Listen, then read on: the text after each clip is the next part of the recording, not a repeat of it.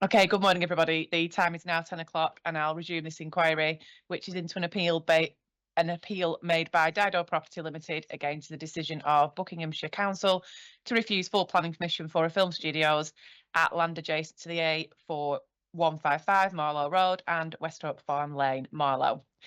If there is anyone new today, conscious of a live stream, my name's Katie McDonald. I'm a Chartered Town Planner and Planning Inspector. This is the third day of the inquiry. Usual reminders, please, all electronic devices and laptops switch to silent. Mics off if you're not actively participating. There's no fire drills planned, so if you do hear an alarm, please exit via the fire exit at the back and assemble by the riverside. Toilets are on that corridor just over there, and the accessible toilets are behind me. Up to yet, I've heard opening statements from the main parties. There's been 2 interested party sessions. I've heard evidence from the appellant's master planner, and I've heard evidence in chief from the council's landscape witness. Today, the council's landscape witness, Mr. Kennett, will be cross-examined by the appellant's advocate. And then I will hear evidence from the Rule 6 parties witness, Councillor Anna Crabtree. Got a couple of things I need to run through first. Last night, Councillor Stuart Wilson gave some evidence about a call into a committee, and I just want an update from the council if possible. Madam, yes, I can give you a document by way of the update. There's a report to the Growth, Infrastructure and Housing Select Committee following the call in, but the recommendation is to take no further action and implement the Cabinet resolution of the 2nd of January for the Cabinet report regarding the creation of the SANG that I can provide you. That's ID 37. Thank you. It might not be ID 7 once we've got all the... Have you? It should be ID 37. 35. The guardian of the IDs is incorrect. 35, 37. I'll liaise with Harvey in relation to Let that. me know. Yes. Okay, I have had a thank you. discussion with Harvey, but there we are. Okay, thank you. If it's only consulated, but if I think in charge would be And I was just looking at the ecology stuff yesterday afternoon, ready for next week. CD 2035, Appendix 8, which is the planning statement addendum, I think, the committee report refers to there being a shadow HRA in there, but there's no appendices in that document. It just says Appendix 1 and then it's Appendix 2, and there's not actually got the inserts in. So can that please be updated, please? uploaded. You have people that be uploaded if you're not starting to upload it. Yeah, could you get me a copy though? Yeah, just because I've downloaded all the core docs to my device now. So if you can just send a copy into Holly and then she can forward it on to me.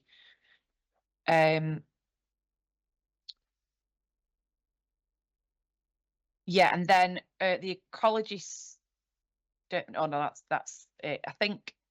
Yeah, it talks about the ecology statement of case talks about a shadow habitats regulation assessment at 3.8, and that refers to CD 0254 doc 26, but I don't know what CD 0 is or where it is. Right. Okay. So it might be CD 2035 then. That's fine. And it would be helpful if you could do me an updated ecology statement of common ground just to reflect the most current position, because the one that I've got is outdated now. Just ideally before, probably. I was just about to say, could we just spend a moment on the timetable, because the issue I wanted to raise, as I understand it from our discussions yesterday, and in view of the impending storm, we're probably only going to have a physical session here tomorrow for the third parties, and then we will rise. Yep. And we will not do the site visit on Friday. Your preference is to do it on Monday. Yes. We are having a debate with the council about the itinerary, which we will hopefully conclude by the end of today and provide before you leave tomorrow. You'll have the itinerary for the site visit, but Mr. Smith just wants to a few more matters to be ironed out.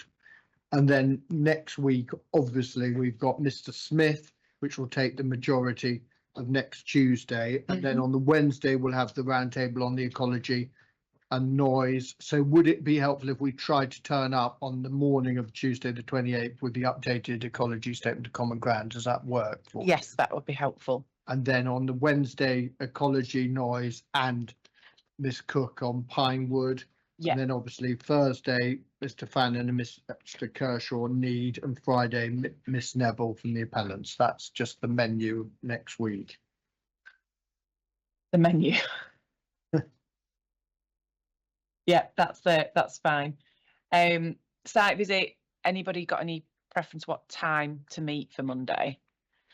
Well, I assume you're travelling. I am. I'm gonna travel halfway on Sunday night and stop at Birmingham and then do the rest in the morning. So I can probably get on site for maybe 10, half 10. Just, I think we've got quite a lot to cover, and I covered quite a bit on my own last week, but it did take quite a while. There's obviously quite a lot of routes to walk, so 10 o'clock would probably work. Is that okay with, I presume, Mr. Kennett, you're coming on the site visit? Is 10 all right Monday? Yes. And what about the rule 6? Yeah, 10's okay. So wherever the meeting point is, we can obviously arrange that once the site visit itinerary's been agreed. Okay. Then just another one from me. The MP Joy Morrissey, she was due to come tomorrow morning, but she now wants to come on the 7th of Feb.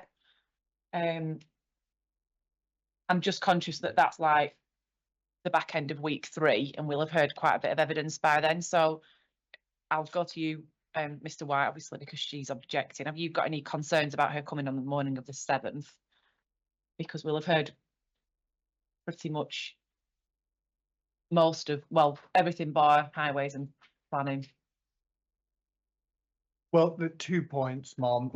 I said yesterday, I am a bit concerned about tomorrow in terms of having a hot, frankly, every time this inquiry opens, there's a significant cost to everyone, including the public purse. And you understandably said we need to sit tomorrow because that's when the MP is coming. Yeah. So if the MP isn't coming, it begs the question whether we do proceed with tomorrow. We probably do, because I think now arrangements are in place with people, others to come. Yeah. And we probably don't want to change them. But the only serious point I would make, and I think it's fine the 7th of Feb, but because what we're due to have that day is just Mr. Tester's examination in chief with Mr. Bird's estimate 2 hours. We're comfortable. But I would absolutely object to any third parties going after Mr. Fannin and Mr. Sensical, because obviously it's very important in the planning balance that they would have an opportunity to comment. So apart from that, Ryder, I have any issue with the 7th of Feb. Okay. I will let Holly know.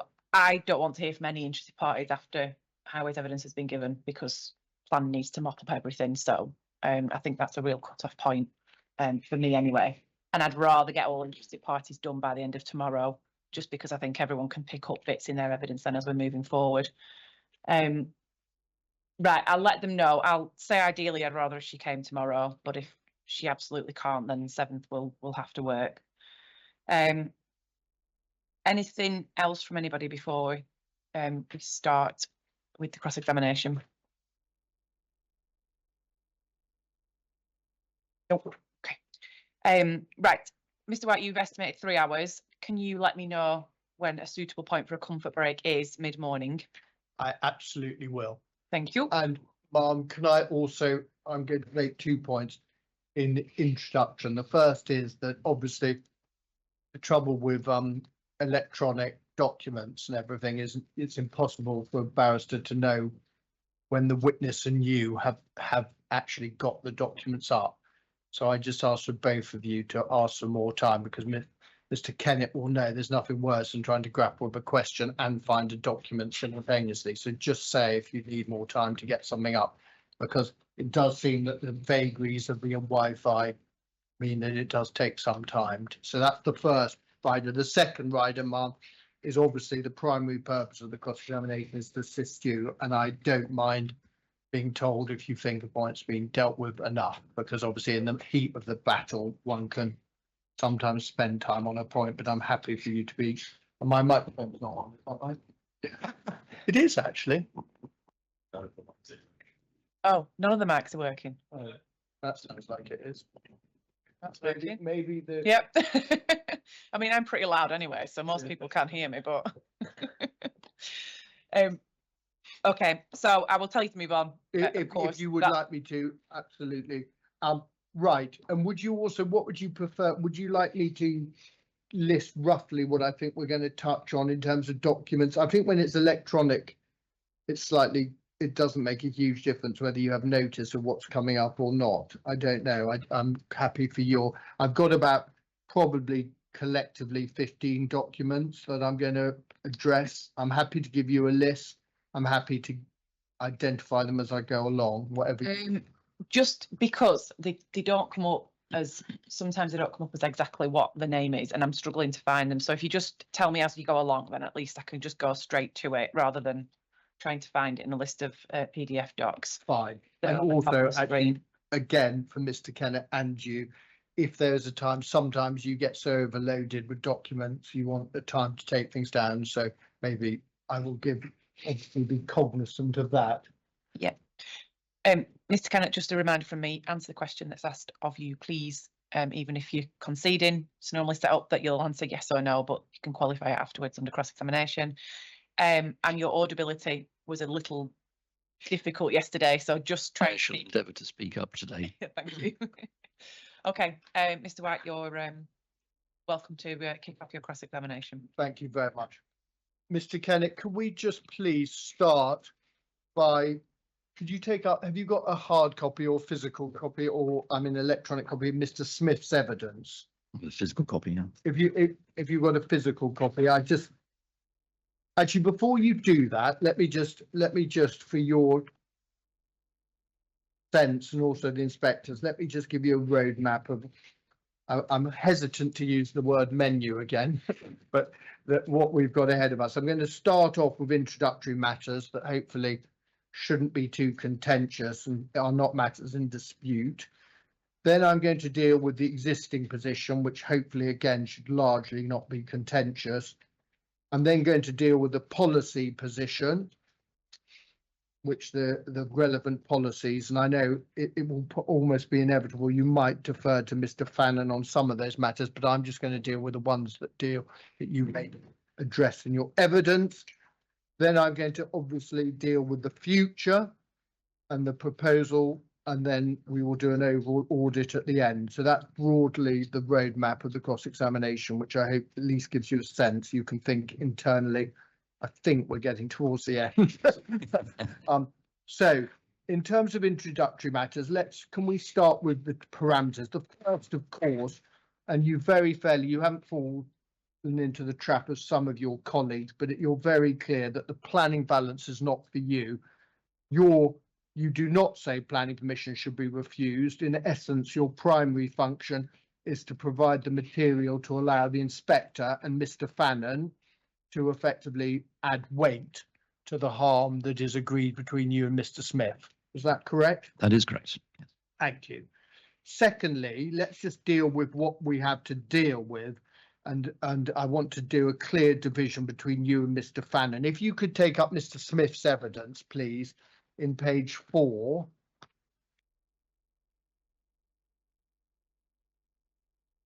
You will see at the very bottom of page 4 that Mr. Smith sets out reason of refusal 1.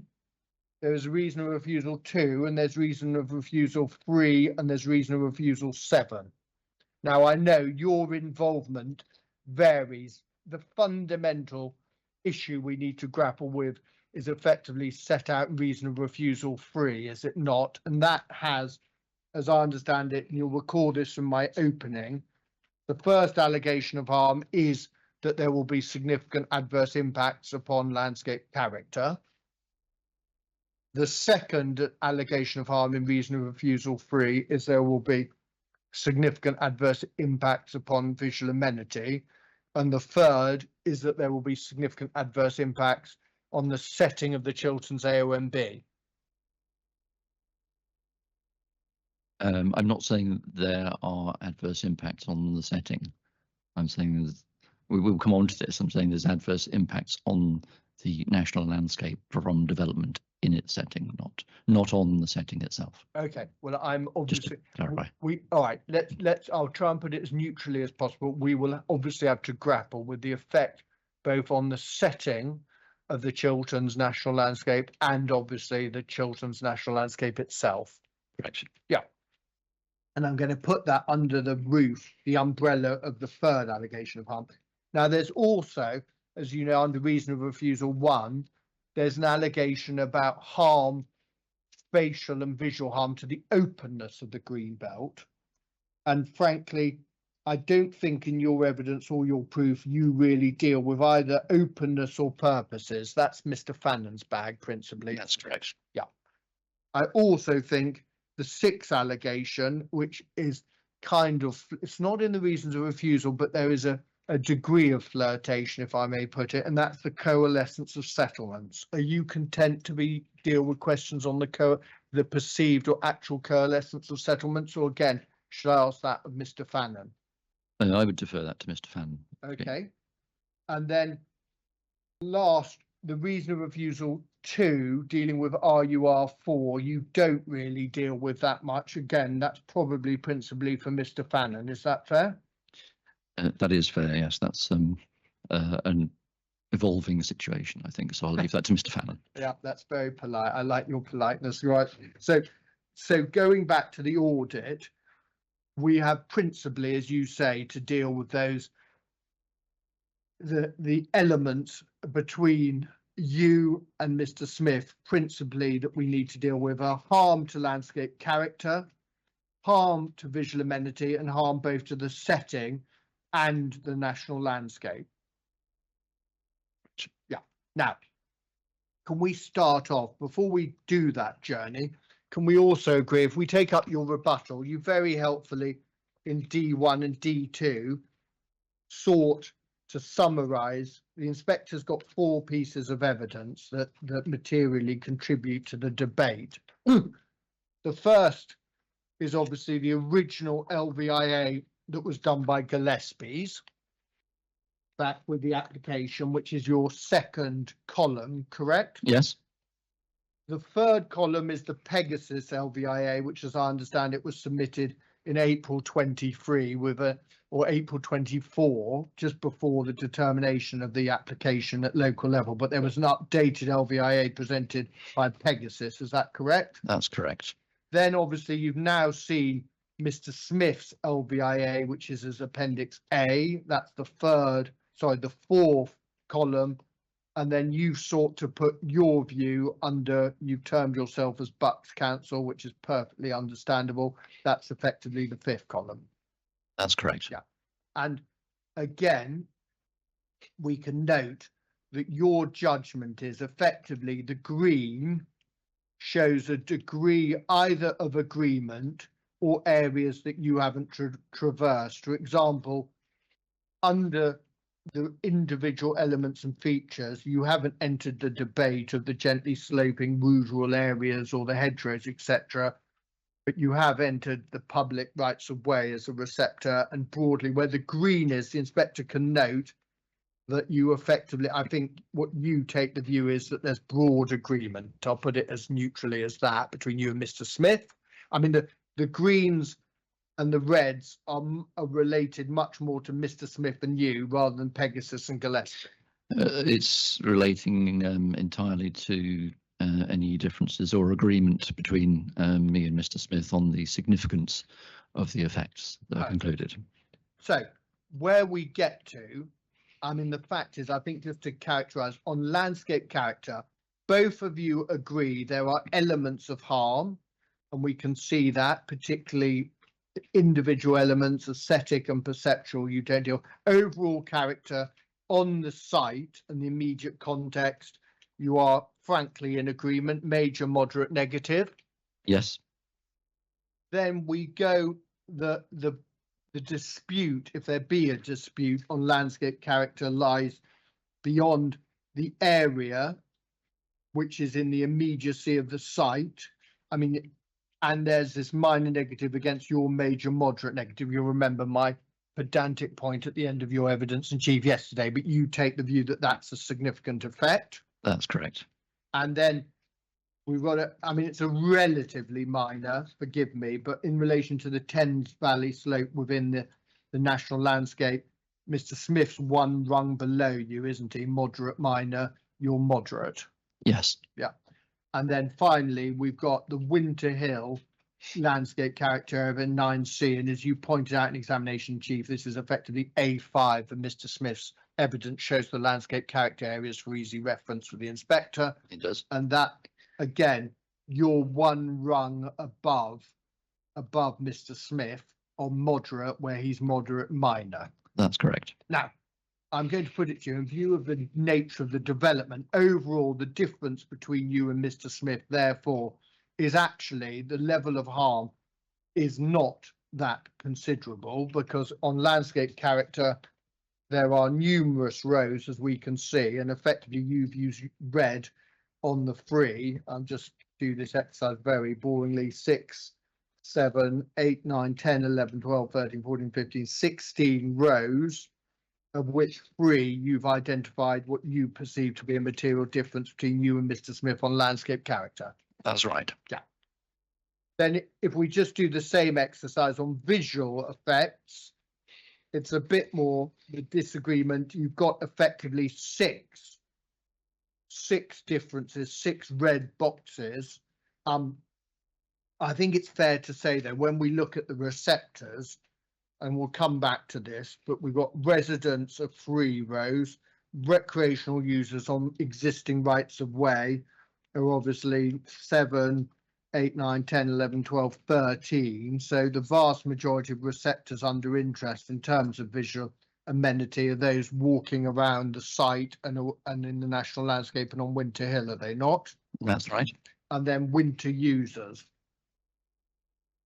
Sorry, not winter users. Had me confused for a moment there. Very appropriate for today.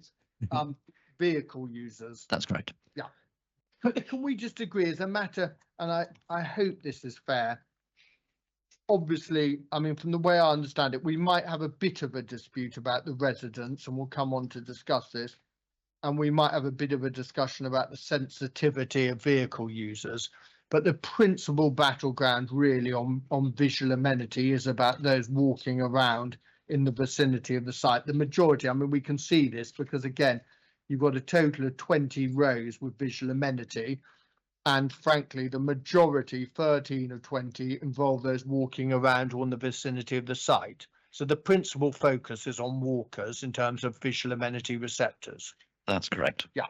And it would be fair to say, wouldn't it? And again, I don't think this is a partisan point, but just a fair point. If you only had the categories of residents and those in their motor vehicle, that probably wouldn't be enough to justify harm. I'm not dismissing the harm, but in terms of weighting, the principal concern and the weight that you attribute to the significant adverse impact on visual amenity is generally felt by those walking in the vicinity and around the site. Is that fair? Yes, that's correct. Yeah. Okay. That's a kind of we'll come back to that, as you won't be surprised to know, but I just wanted to give the inspector the overall audit. But again, just to summarize where we are, it is clear Mr. Smith Fairley, and you are testament to this, because this is not a case, frankly, where you and Mr. Smith either take a kind of significant criticism of each other. It's a level of degree, and we can see when, again, we did the exercise for landscape character, but in terms of visual impact, again, the difference is Westport Park, you're one tier different, moderate, minor to moderate. On 21, the public footpath to the east of Westport Park Lane, again, Mr. Smith moderate, you're major moderate. Walkers on public footpath, again, we're basically, the difference between you lies, I think, in every case on one tier difference, does it not? Yes. So yes, actually, to be fair, I'm not sure that's completely right, because actually on the A404, there are 2 tiers, because there's a minor moderate, Mr. Smith's minor, you're moderate, there's minor moderate, so that's a 2-tier difference. But okay. In most instances. In most instances, thank you. Right. Can I then ask you, let's just start with what we're dealing with here. And could you take up, Mr. Pryor handed you a copy, and Mum, you might, have you got a physical copy of Mr. Pryor? His proof of evidence, actually, because that was his presentation. We do have a spare one. Have you got his proof of evidence and a hard copy? Yeah, not a hard copy. Are you happy not to have a card, or would you like a hard copy? We got spare? Probably got a spare one down.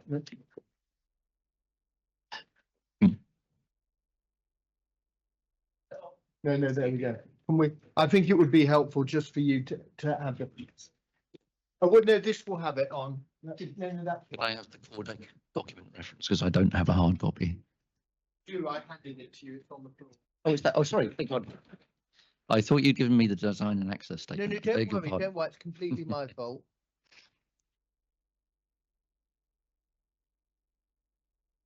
Yeah. If you go, the reference, unfortunately, it's not paginated. Yes, it is 68 in the presentation and 54. I'm giving the inspector, Mr. Bird, the proof of evidence, but it's exactly the same. You see, I don't have a copy of the proof for the inspector. Okay. That is the same one. What did I say, 54? Yeah, 68. 68 in the proof. 68 in the proof. But that's the presentation. No, that's right, they're identical. It's like land use plan.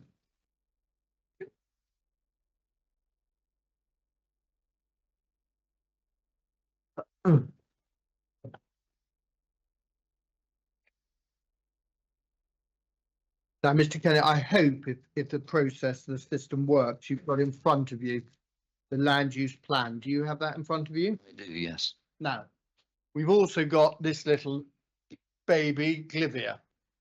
Have you got your copy? Of course, inspected have my bound by obsessive copyright protection from the Landscape Institute, which hopefully you and Mr. Smith, your legacy to the landscape profession, will be opening this up for everyone to reproduce. So we don't all have to pay the £85 or whatever it costs. Yeah, don't worry, that's where mine lives most of the time. Now I just want to deal with what we're actually proposing. And as we start this journey of considering the impacts, it is fair to say, I mean, I think there's agreement because this is a factual matter what the application is for, but this just illustrates it in pictorial form. We have a total, as you can see, gross external area 168,718 meters squared, or you're probably slightly like me because of our maturity, if I may put it in the most neutral terms possible. We're roughly about 1.7 million square feet. I mean, this is on any basis is a significant development in terms of floor space, and as we see, not only in terms of floor space, but what comprises a 21st century film studios is the sound stages, which are about 20% of the total quantum, workshops about the same, offices, then we've got the various other ancillary elements, the studio hub, the amenities, public service, obviously 44,000 square meters of the multi-story car parking, which is obviously then the utilities, the unit base, the backlot, etc. So there are significant components. I mean, on any basis, we're dealing with a large development, aren't we? We are. Now, let's just put that. I mean, before I put this down, I just want to know, I mean, Mr. Bird, may I term it in the politest way, had a flirtation with Mr. Pryor about the orientation of the multi-story car park. But whilst you've done an audit of the scheme, and obviously you've assumed the harms, one I'm going to put to you, there are various things that does characterise the council's case. The first is, in your evidence, I don't see you making the positive case that there are elements of the development, put aside need, but you don't make the case that there are elements of the development that are unnecessary.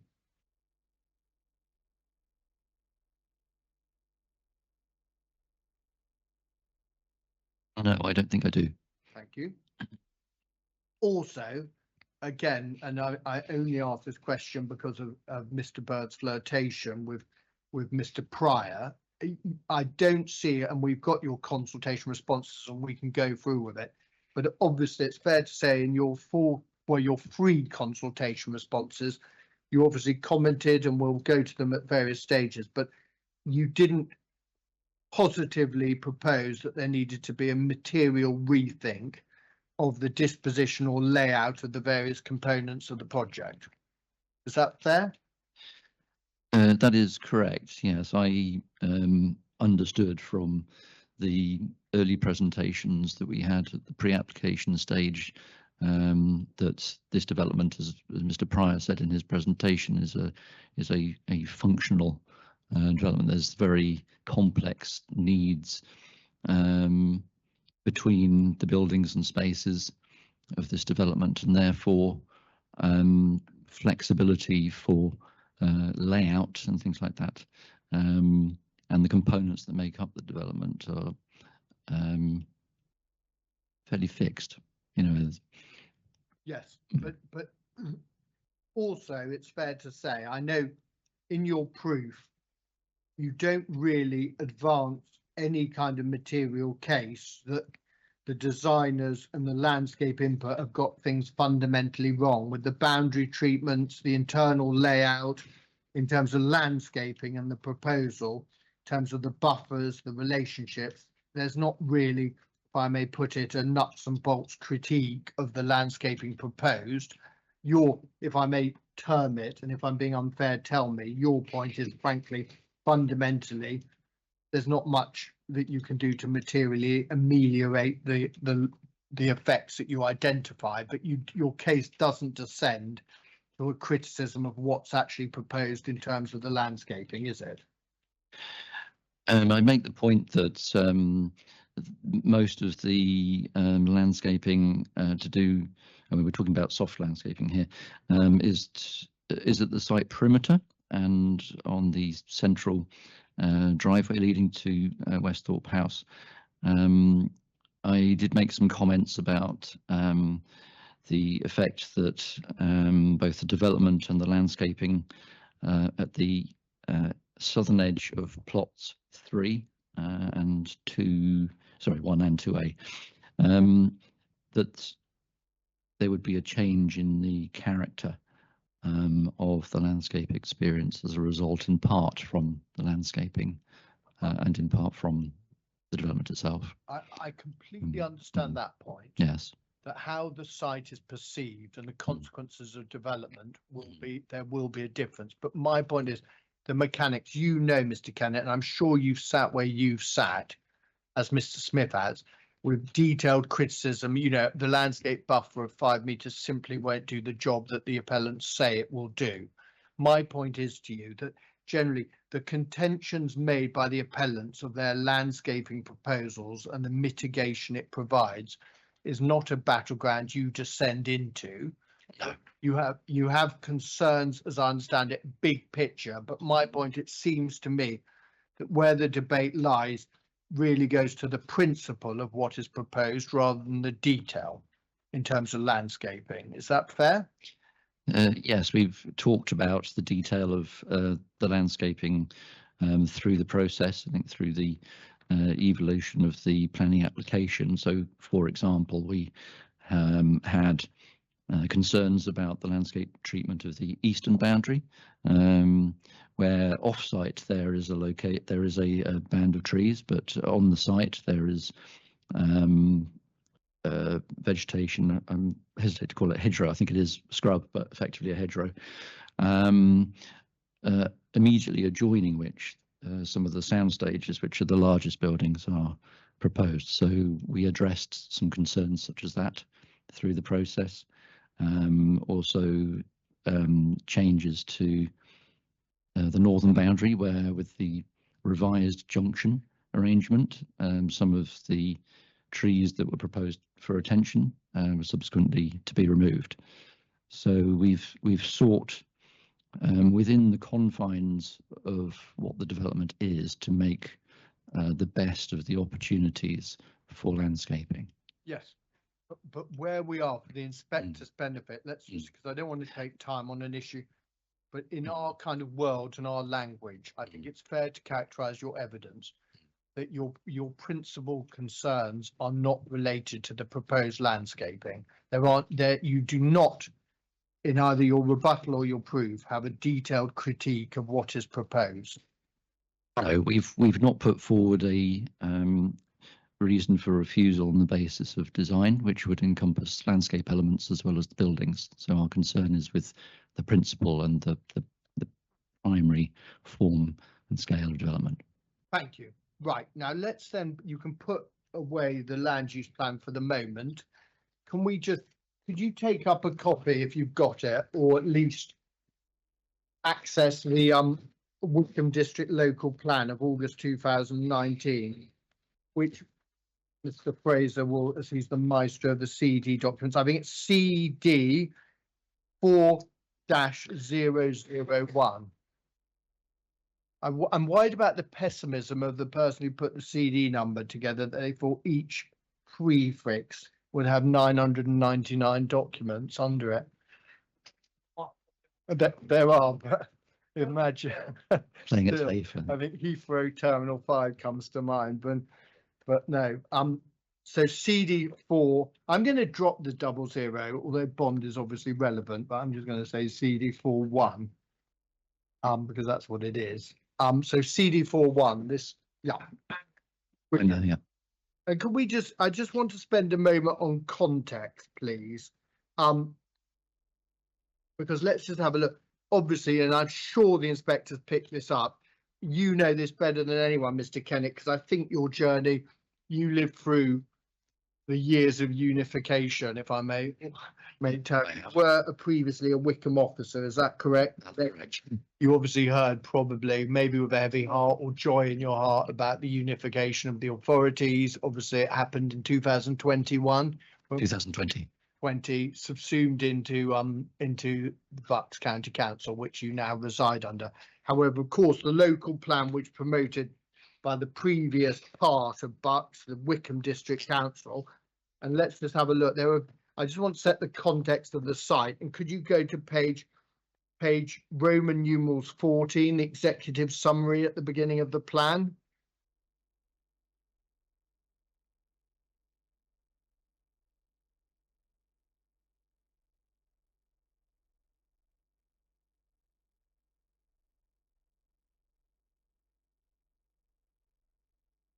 Actually, yes.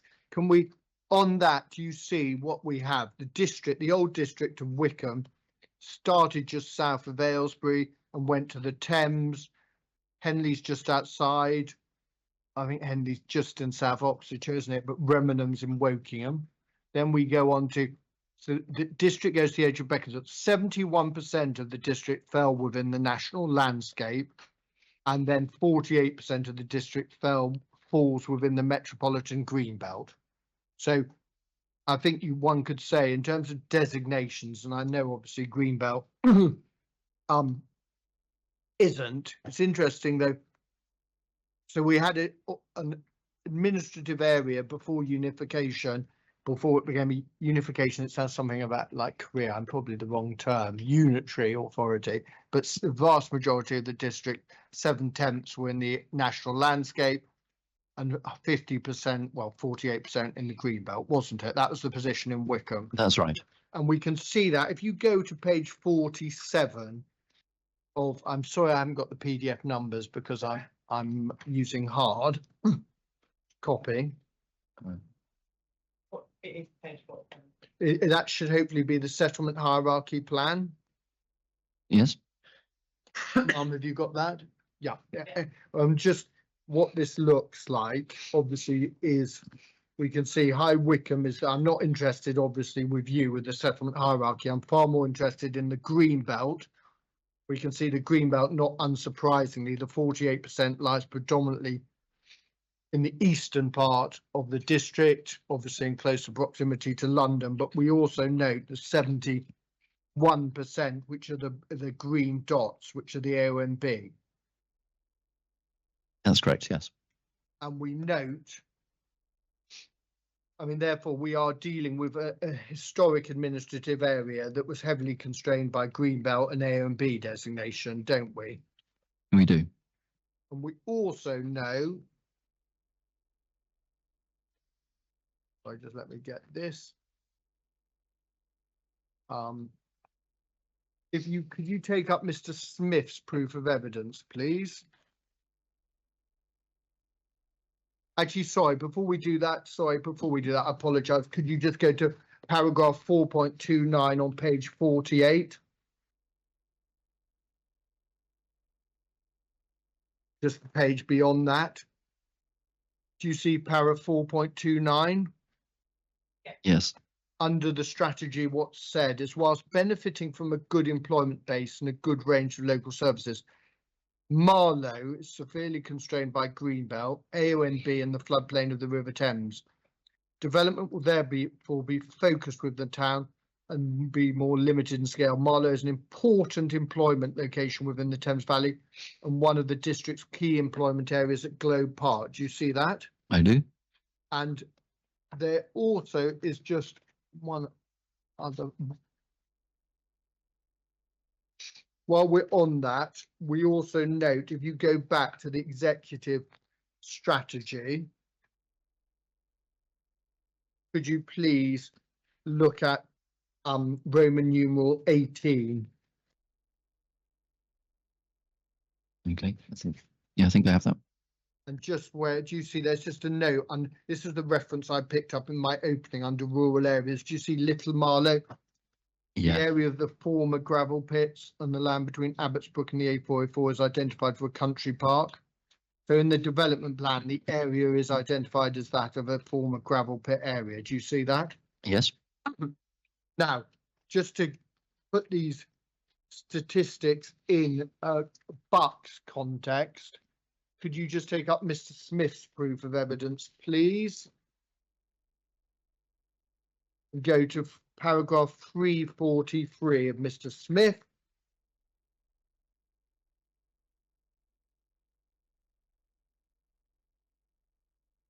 I have that. And it's page 38 in the text rather than the PDF. And at 343, Mr. Smith looks at the global, the Bucks area, which of course, and the Bucks administrative area, now the figures not unsurprisingly have reduced because you add in Aylesbury Vale, the old Aylesbury Vale and South Bucks, etc. But you've got a 27, 1 in 4 of Bucks area is within the national landscape and 32% is Greenbelt. And as he says, those designations are focused at the southern end of the district.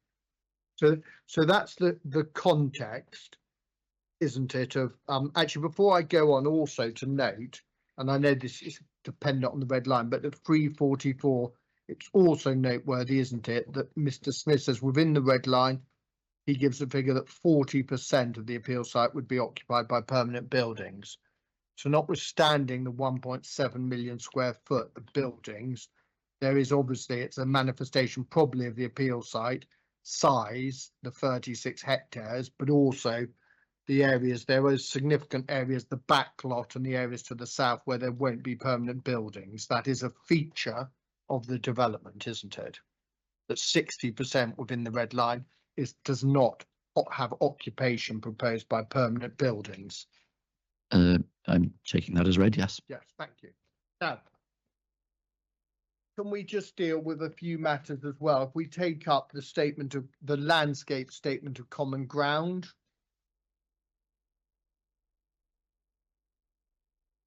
I don't have a printed version. If that's a Don't have CD reference, please. Yeah.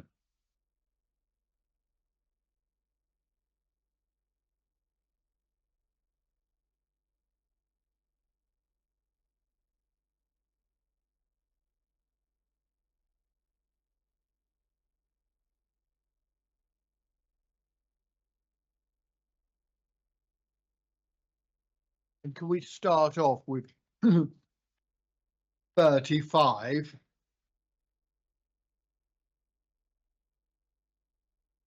Okay, and that. Sorry. I'm there, yes. Thank you.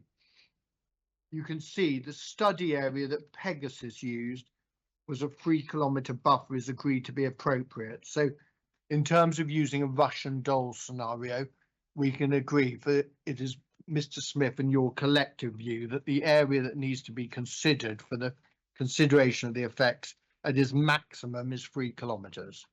Yes. We then note that if you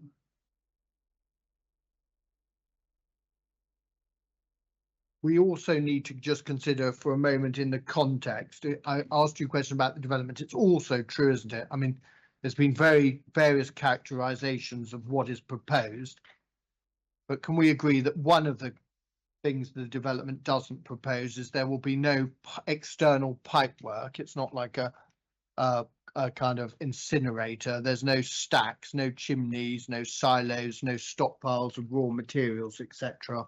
externally. Has none of those features, does it? No, I don't believe it does. It's also right, isn't it, that let's just agree a few other factors about the existing. We can also agree the site is quite clearly agreed, and you have this landscape statement of common ground, if you've still got that in your hand, that there's agreement that there's no landscape or landscape related designation on the site, is there?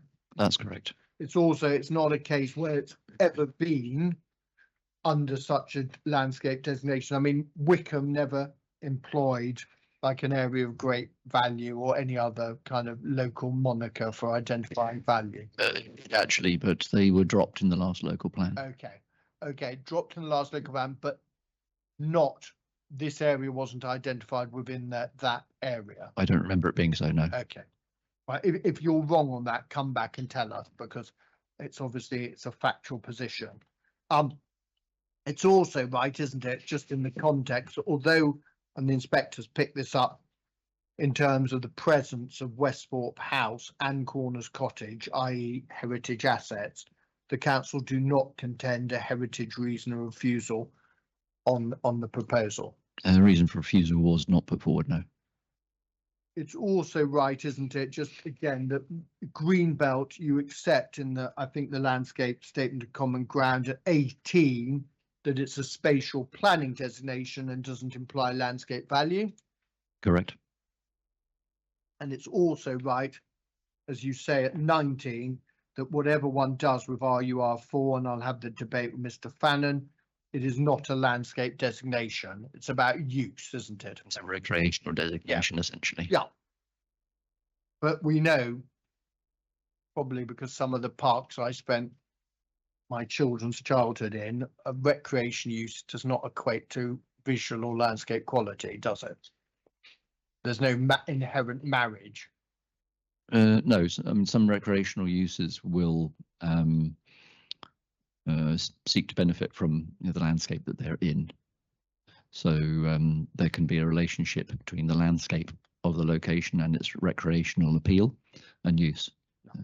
Now, can we just understand, before we start the journey of existing against proposed in a bit more detail, can you just broadly tell the inspector how many times you think you've been on the site? Because obviously I know your initial consultation response was the 26th of August 2022.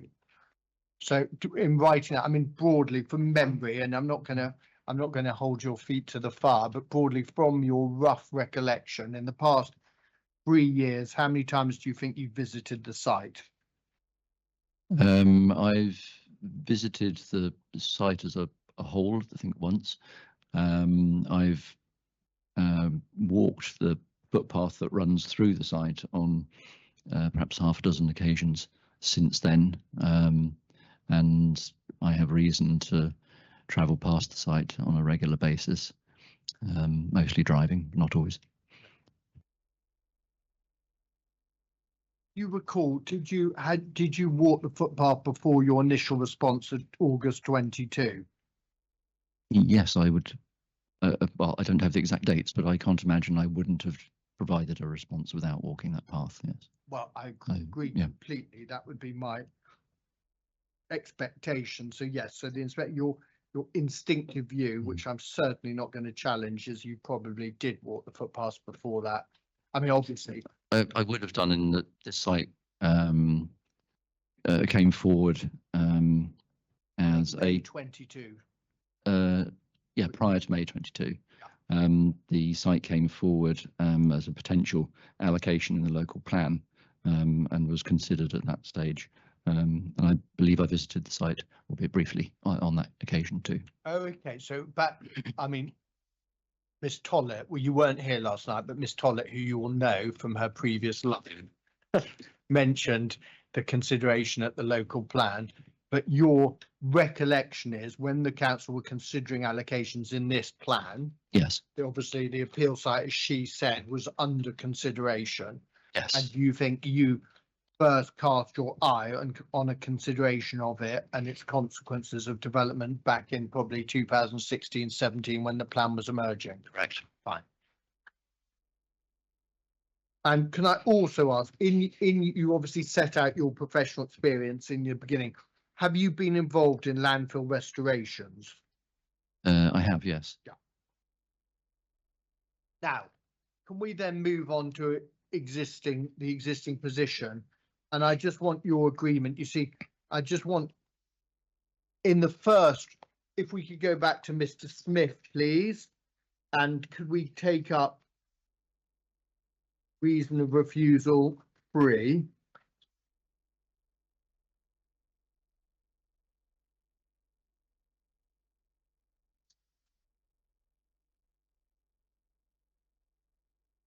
Top of page 6, yes, and there. Yeah. And there's an interesting contention in this reason of refusal that I just want your view whether you agree or disagree with it.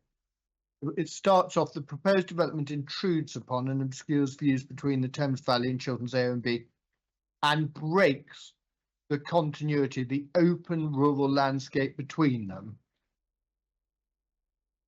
And so isn't there, do you accept there's an implicit judgment reached that the land that lies between the Thames Valley and the Chilterns A and B, because it uses the word between, breaks the continuity of the open rural landscape? So the contention is the area within those areas, which must include the appeal site, is currently an open rural landscape. First of all, do you accept that the inference I'm drawing that a judgment is reached that it is an open rural landscape in the reason of refusal? It's part of an open rural landscape, No, yes. no, I'm not asking you what it is at the moment. That's the next question. Okay, sorry. If No, don't restate your question, then I'll. My question, I'm saying that the clear inference is drawn, whether it's right or not is next question. Okay. First question is, do you accept my interpretation that it's implicit that the assertion is being made that the existing position is that the appeal site lies within an open rural landscape? Yes. Right. Next question, is that a judgment that you agree or disagree with? I agree with that. Okay, so let's start on the baseline, because you endorse that judgment, and when the inspector's out on site and looking at the site, your judgment, and frankly, you probably lived and breathed this appeal for some time in view of when whoever decided to divvy up the task came to you and tapped you on the shoulder and said, Mr. Kennett, you're going to give the landscape evidence at this inquiry. You've unquestionably thought about it for a long time. Your considered and professional judgment is, and you might be right, but your judgment is that the existing, when the inspector does her site visit, that it's an open rural landscape.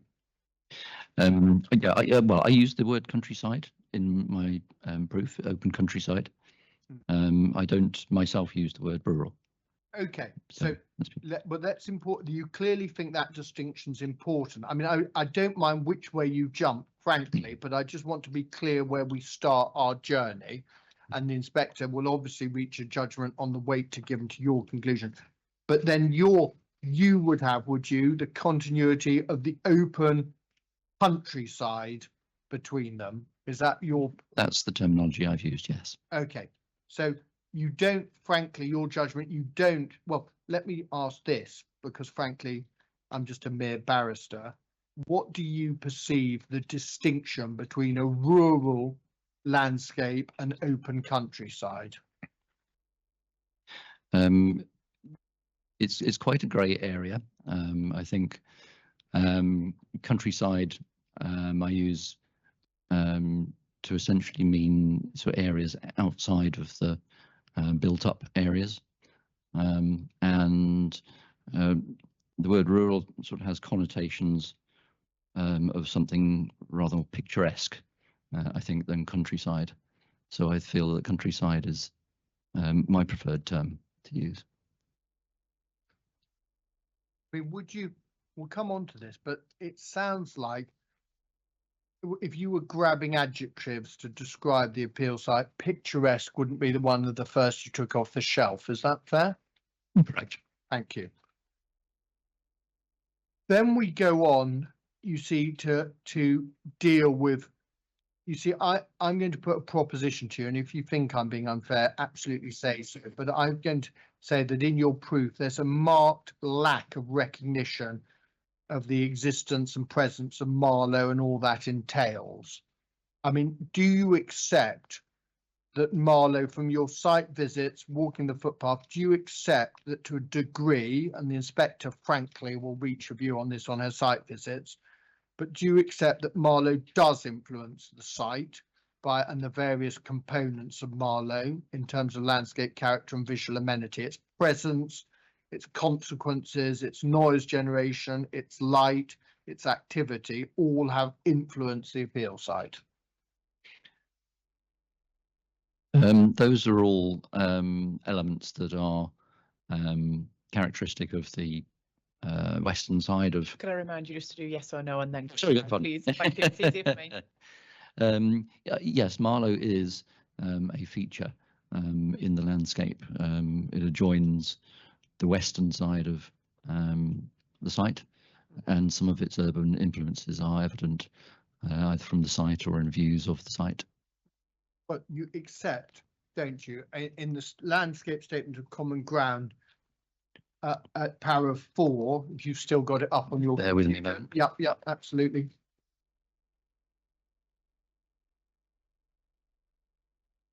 Yes, I'm here. Do you see you accept views of large buildings outside of the site are possible for within the site? For example, the settlement of Marlow to the west is Marlow International Business Park. Don't worry, don't. Whereabouts in the ground? So I'm para 4, ma'am.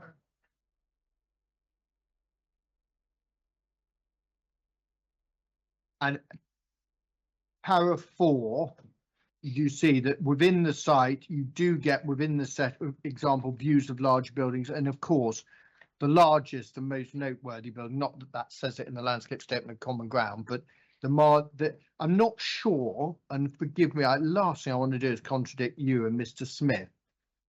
I'm not sure, is it a business park? I mean, Marlow International is the large building. As we saw earlier, the Globe business is a business park and termed as such, but isn't it known as Marlow International? Is it a business park? Marlow International is the large building that lies at the close to the junction at Westhorpe Junction, and it is the most prominent building, a non-residential building here. Globe Business Park itself lies a little further south, and it is a little less prominent, but in a similar position, just behind the A404. But it is fair, isn't it, upon the appeal site and within the various plots, and I think plot 3 most noteworthy, you are we can see, unfortunately, and Mum, if you'd like Mr. Smith and Mr. Kennett to produce a bigger picture, because you need the eyesight of a kind of a sniper to see, to read that map. Oh, is he? Right. You can do, yeah, because you're looking electronically. Unfortunately, I'm not blessed with very good eyesight, so it's a bit, but I think I'm right. It's not very clear what you do. Yeah. But Can you read the numbers on there, Mum? Yeah. You can. Okay. So, Mum, if you want me to explain which is which, yeah. Marlow International is number 7, Yeah, exactly. Yes. But the point I was about to put to you, and Mr. Smith and I had the pleasure of this on Tuesday last week, and we've done it before, but when you're on plot 3, brooding presence might be too emotive, but the fact is that throughout plot 3, you are very aware of, frankly, various things. The first is the presence of the A404. Of course, you're talking about a 4-lane road of traffic. Yes. You've also got, of course, the Marlow International building, which is of some magnitude, both in height and width. Yes. You've also got the various views you see of the settlement of Marlow from there. Mr. Smith's appendix A.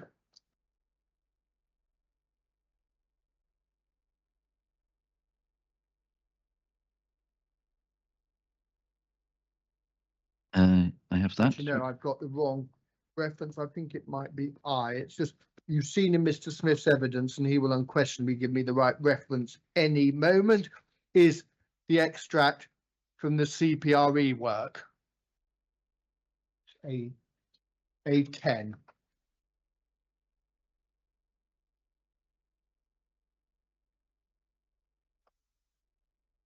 Now, the interesting thing about the CPRE, and Mr. Bird will enjoy this point, is when it suits barristers, it's the best source of information in the history of mankind, and when it doesn't, less weight is said to be given to it. But I'll leave the inspector to reach a judgment on it. But what I would say on A10, you will note Mr. Smith's, yes, it's page A, it's in his appendix A, and then A10, you should have a map that screams out at you because of the colours it uses.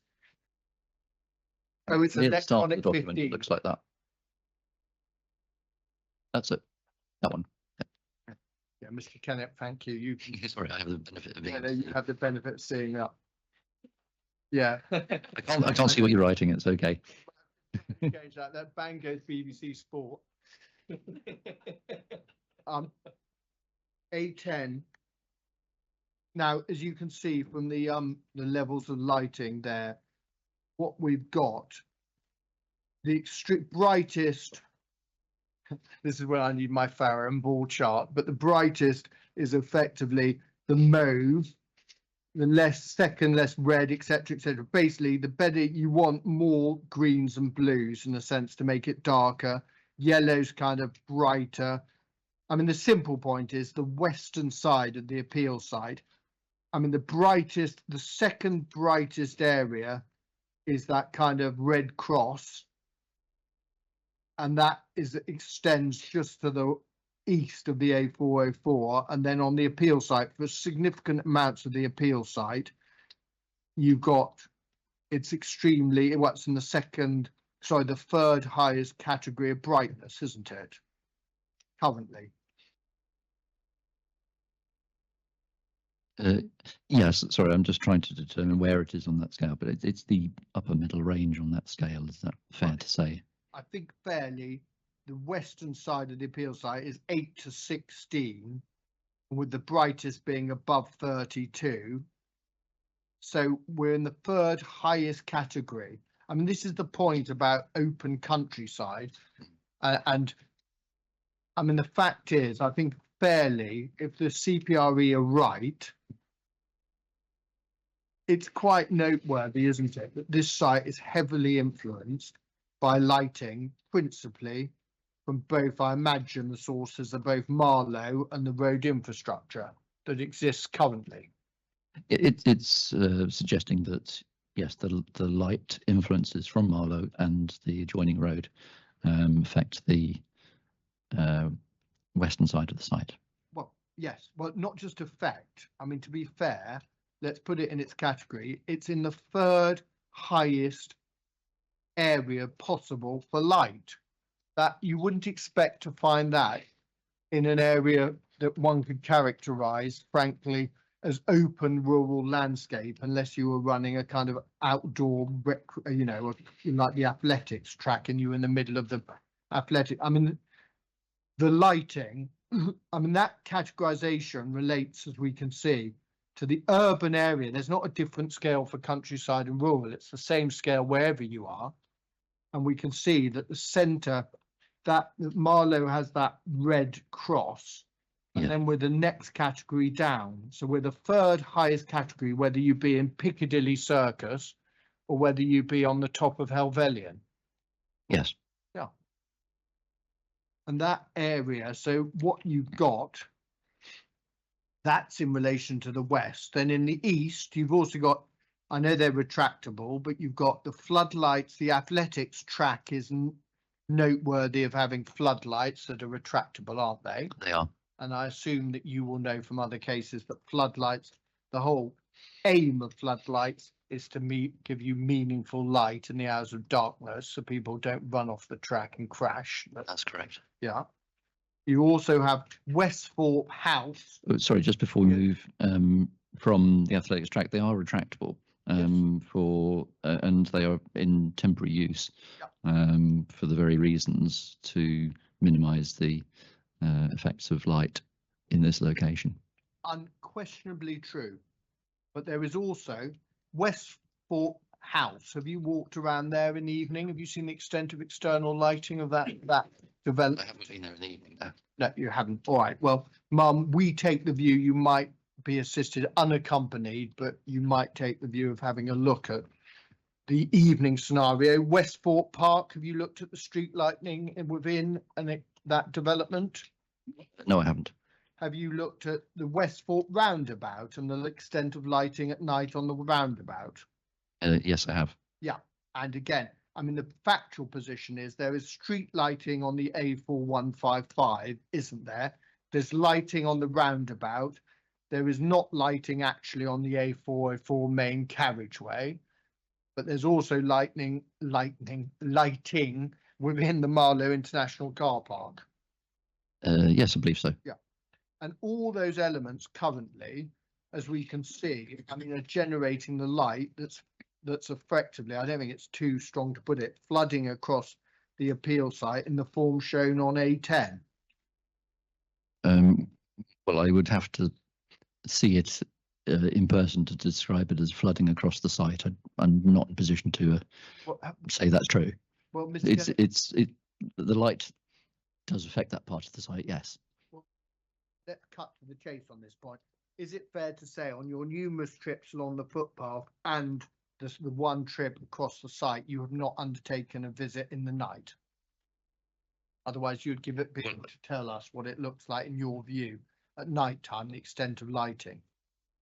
I haven't been along the footpath at night, no. I know the site from the, I suppose, the vicinity of the Westthorpe Junction at night, passing by. And approaching from the south, sorry, as well, I should say. Next element is, could we go to the landscape statement of common ground, CD 7.4, and go to paragraph 6, please? And we'll have the delights of this debate on Tuesday, but there is also the need to recognise the existing noise. We have, as you identify and agree in para 6, we have the A404, which you characterise as a busy dual carriageway. Busy Yes. is a judgment reached by you and Mr. Smith on the amount of traffic it carries, isn't it? It's a judgment, but I think it's based on quite clear facts. Yes. Yeah. And the fact is, as a result of that and the proximity of the carriageway to the appeal site, no one would sensibly, in a landscape sense, not in a noise sense, because we got the delights, we can't stop our delights at the Thorpe next Tuesday and dealing with noise, but put that aside. But no one in a landscape sense would describe the site as tranquil, would they? No. We've also got the A4155, and again, is you and Mr. Smith reached the judgment it's a busy road, and again there is being a busy road, and you accept in the note that it also generates traffic noise which can be heard mostly at the northern end of the appeal site. That's correct. Yeah, but the northern end of the appeal site is where the bulk of the buildings are positioned, isn't it? That's correct. We also have, of course, a site in the landscape statement of common ground in 3, where there's acceptance. We are not dealing, and I noted in chief yesterday, you described the land as agricultural. But I'm going to put to you, that's not frankly the full picture, is it? Because as we can see from the SPD, and I think you have that plan, or someone does, the SPD, the site and the general location was subject to very extensive quarrying and landfilling post-war, weren't they? From about 1950 to 1985, 1990. Yeah, That's about right. Yes. that has a consequence, doesn't it? You have no evidence. I mean, we'll put aside maintenance for a moment, but to describe it as agricultural land is wrong. No one, and you will have a view on this, no one has undertaken agricultural land on that land probably for 50, 60, 70 years, have they?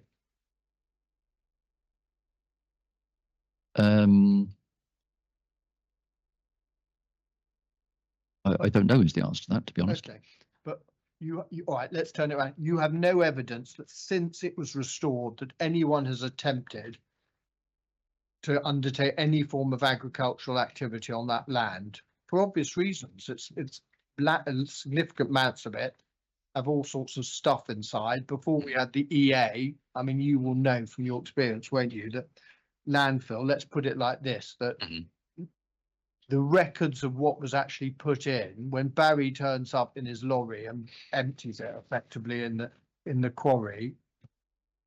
I mean, no one has the records of what actually was buried across that site. We have the contamination reports, but we don't have the actual record, do we? I don't know the details of what records we have. I am aware, I've more recently read, I had a quick look at the section of the ES that deals with contamination. So I'm aware now that the landfills were not capped and topsoiled in the way that they would perhaps have been done in more recent times. So thank you. We also know, don't we, that there are, I think you said, and if I got an unfair note, tell me, but in your chief, in answer to Mr. Bird, you accepted in your words it wasn't restored very well. that's correct. Yeah, and that manifests itself, I imagine, when you saw on site that, for example, there are lots of, and Mr. Smith had a technical term, but there are lots of small mounds. The gradients and the topography are very distinct, very different, aren't they? Actually, when you're standing there, I mean, you wouldn't use it as a cricket wicket, would you? And no, you wouldn't use it as that. I mean, it's very overgrown with rank grasses and rural species and things, as we've said. It is So- absolutely overgrown, but this question of maintenance, I mean, let's be fair, maintenance of the land is not that easy. For example, I mean, you must have thought about this, but you can't take a mower across it because of I mean, how would you actually mow that land when it's effectively, there's not a single part of it that's flat, but you could take a mower over? Well, I think I made the point that, with, in relative terms, not a lot of effort would, that there are fairly straightforward things that could be done to restore that site for an agricultural use or some kind of open field use in the future. Open field use. What's an open use? Well, recreational use, for example. What a recreational use? Okay. So- What kind of recreation? We've already dismissed cricket. Football? I mean, to be fair, I know I'm being slightly, but what recreation, do you know of recreation uses, I mean, any kind of formal recreation taking place on landfill land? Because my instinctive reaction is it would be extraordinary. I mean, what could you do? You couldn't use any grass sport, could you? Well, I think it's fair to say that some landfill areas have been restored for informal recreation, for walking. So, yeah. Okay, informal. Okay, all right. I can't think of examples of formal recreation, Okay. if that's your question. All right. But anyway, well, let's deal with the present rather than future. They're also accepted in the landscape statement of common ground. There are also earth bunds at various stages across the site, aren't they? There are.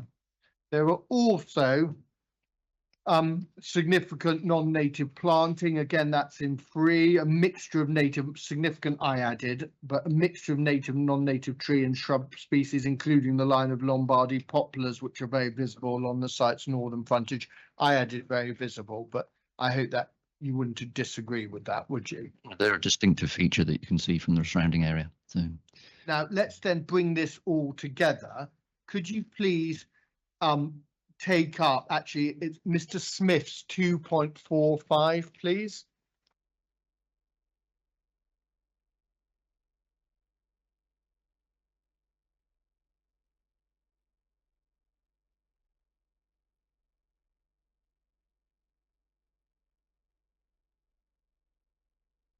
And actually, this is where my memory's jolted. On page 19 of the text, not the PDF, we have the extract from figure 7 of the SBG, and we can see, can we not, plate 2 shows the actual land of landfills.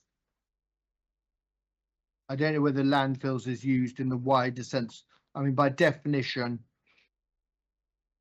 that the landfill, I mean, we can agree, can't we? The majority, the significant majority of the appeal site and all the plots, apart from maybe 2B, was subject to landfill. that's what that plan shows, yes. And the result, and it's important, isn't it?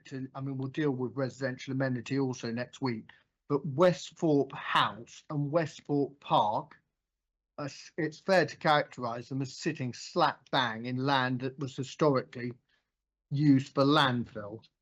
Yes.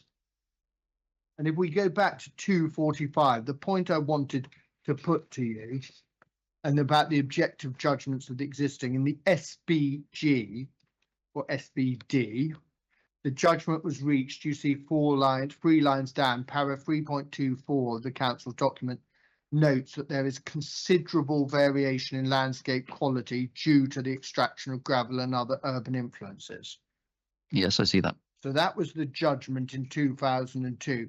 Considerable variations in quality go from, presumably, if you have a considerable variation, that goes effectively, and that is talking about the SBD area, but SPG area from high quality to low quality. One assumes if you have a considerable variation, it's not, again, minor, moderate to moderate, is it? If you have a considerable variation, the sensible inference is you're talking about quite a range on a scale of landscape quality if you use the words considerable variation. Is that fair? I think that is a fair comment on what the landscape would have been at that time. My understanding is that there were still some active quarrying operations going on in the area covered by this plan, and that would have led to the conclusion about the variable quality. The next point, and I haven't quite, could you go to Mr. Smith while you've got it open, 2.78?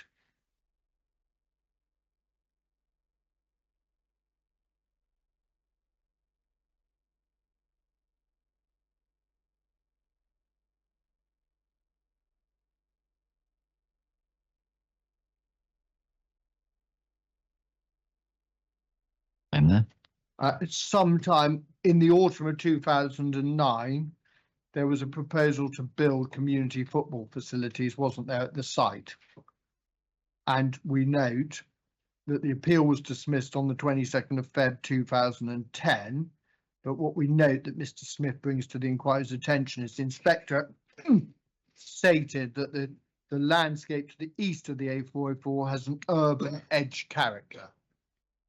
So that was the conclusion of the inspector, wasn't it? Yes. Now, Or part of it, yes. Yeah. sorry? Part of it, yes. Yes, part of it, yeah. So, we also, you've seen the reference, and I haven't got it to hand, and just see if your memory, if not, I'll take you to it. But in the interest of time, the arrow, I don't know to what extent you've looked at the 2016 Greenbelt assessment. If you haven't, I'll ask Mr. Fannon. I haven't been back to that recently. Fine, I'll leave that for Mr. Fannon then. And I also, could you take up your proof of evidence, please?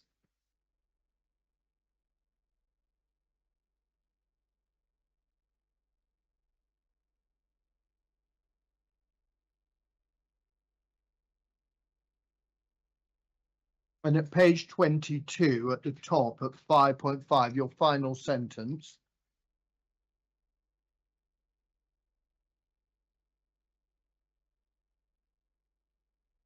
We have, you say Fine. that the type of development would be perceived as an expansion of the existing business parks at the eastern end of Marlow. Do you see that? I do. Now, in my judgment, that is an acceptance that effectively the proposal, if granted consent, would be seen as part, effectively, of the existing business parks, and it would be read at the eastern end of Marlow. You be perceived as an expansion. You're not effectively, your case isn't that this will be seen, frankly, sitting in splendid isolation and frankly on its own, like an island in the middle of open countryside. You say it will be perceived as an expansion of the existing business parks, don't you? Yeah, which is, oh. Yeah, you're, I might be running out of power. I don't know. I didn't touch it. It just wasn't working. It's. Should we see how we get on? It's on now. Anyway. Yeah. I'm cognizant of the time. There is another topic I could do, which would probably take 20 minutes, or I can break now. It's 11:20, whatever you would prefer. 20 minutes is fine with me. Great. Yeah. Okay, good. Then let's finish off existing before we go on to proposing. Right. Could you, let's just deal with your evidence now. Let's grapple with the thorny subject of valued. So are you on? No. Ah. Just No. no, they've been very well wired. No, you're on a roving mic. Can we just grab Mr. Asif from the council, or what's the lady called that's with him? I don't know her name. Georgina Aqua. They're coming.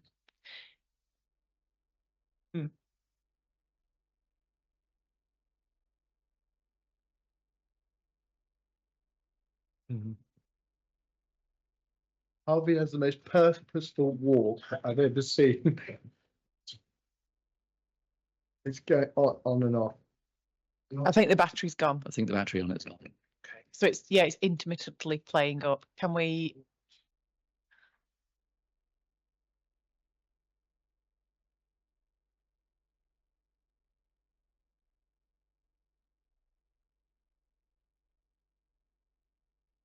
Only the witness can do karaoke.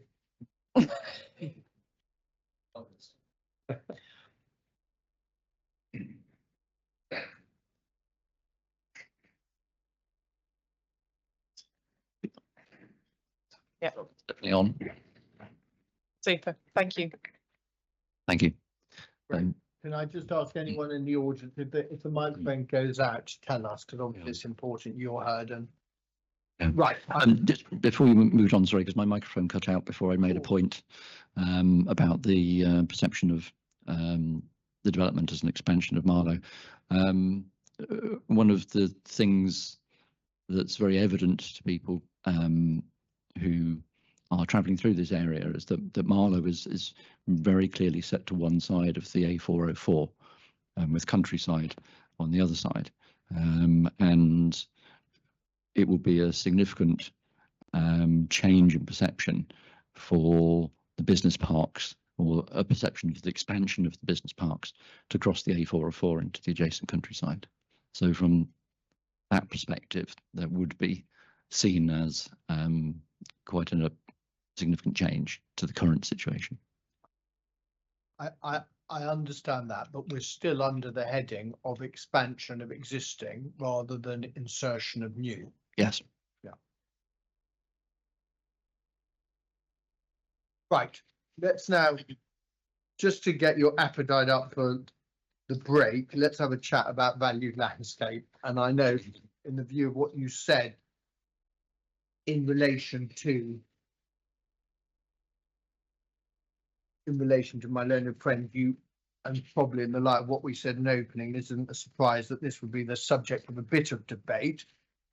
But can we just go, I mean, actually, in a way, just to set it in its context, I don't think it critically matters in the sense that I don't believe that your judgments about sensitivity and susceptibility and value, or particularly value, when you're considering whether you agree with Mr. Smith, Pegasus or Gillespie, have been too influenced by this. But, well, tell me this, did you change your judgments on the effects in the light of switching from effectively not valued landscape to valued landscape? No, I didn't change my views. We have been, I think, consistent from the outset, particularly from the first landscape and visual impact assessment that was submitted, in our views that there was more value in this landscape than was being suggested in the LVIAs. But so that hasn't changed, but we have framed that position in the context of the NPPF and valued landscapes at this stage. I'm not sure that's right. I'm not going to quite let you say that, because in my view, and we can go through it in a sense, and I'll ask you to think about it over the break, but I'm going to put to you that in your first consultation response, you said major harm for the landscape character of the appeal site and its immediate context. You're now at major moderate. So I would say fairly to you, you have slightly reduced the extent of harm that you contend to the landscape character of the Thames floodplain, the immediate site and its area. Is that fair? That is perhaps fair, yes, if that's what we've said. Yep. Next point then.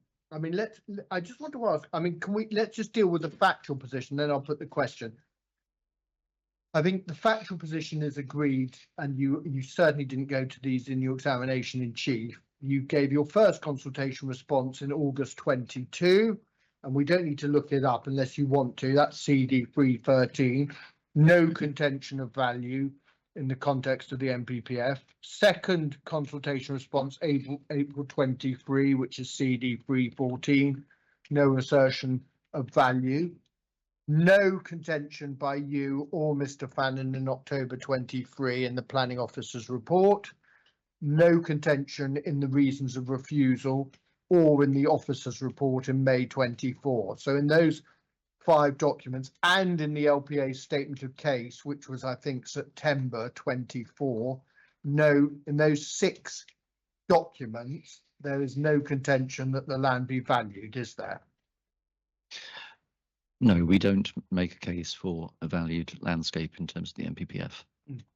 Now, let me then ask, obviously, I know from, I've obviously heard what Mr. Smith has said to me, and let me understand if you agree with this.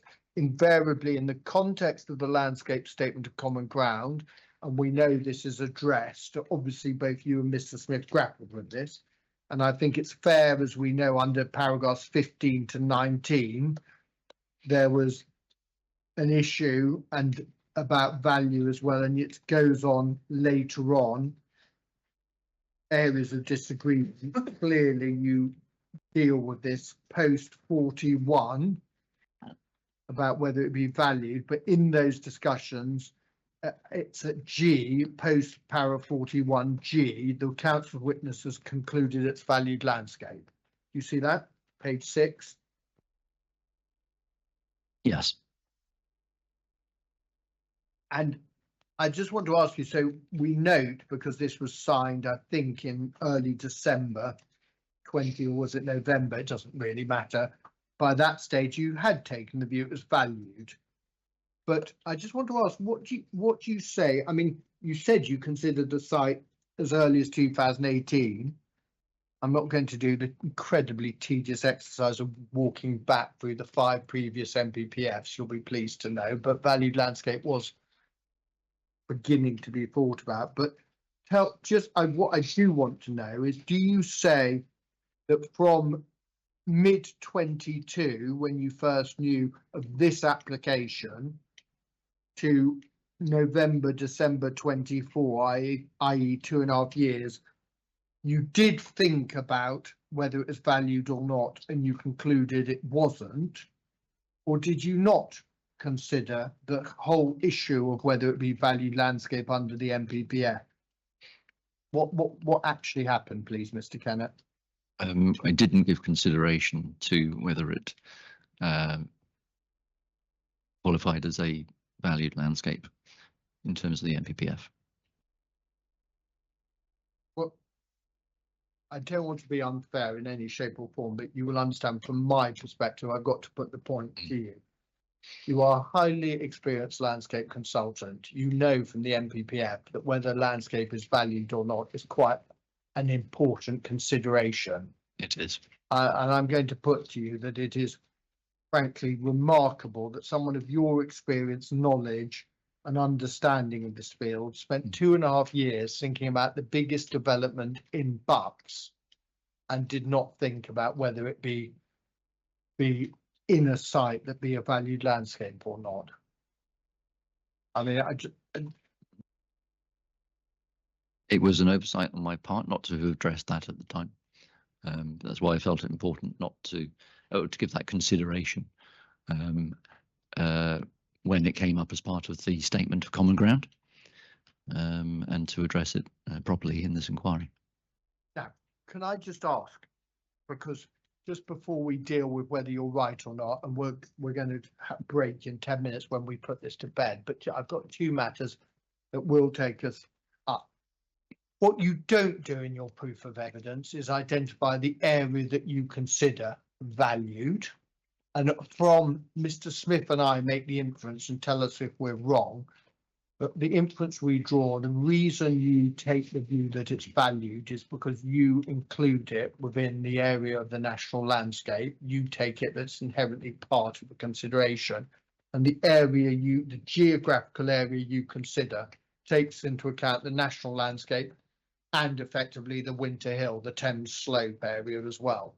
Is that fair or not? I think I'm consistent with Mr. Smith in that we recognise it as being appropriate to uplift the value of the site and its surroundings where it lies outside of those designations because of its association with them. But I set out in my proof, I might find the paragraph shortly, but that I don't consider the site purely in isolation, but as an integral part of the landscape of lakes and fields, including the former quarried and landfill sites.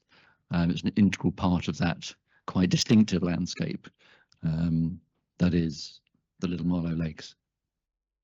Now, can I also ask, in your area, your geographical area, do you include the settlement of Marlow or not? In reaching a judgment now that the site is valued, did that include considering the area that lies to the west, or did your area that you are contending is valued end at the A404? It ends at the A404.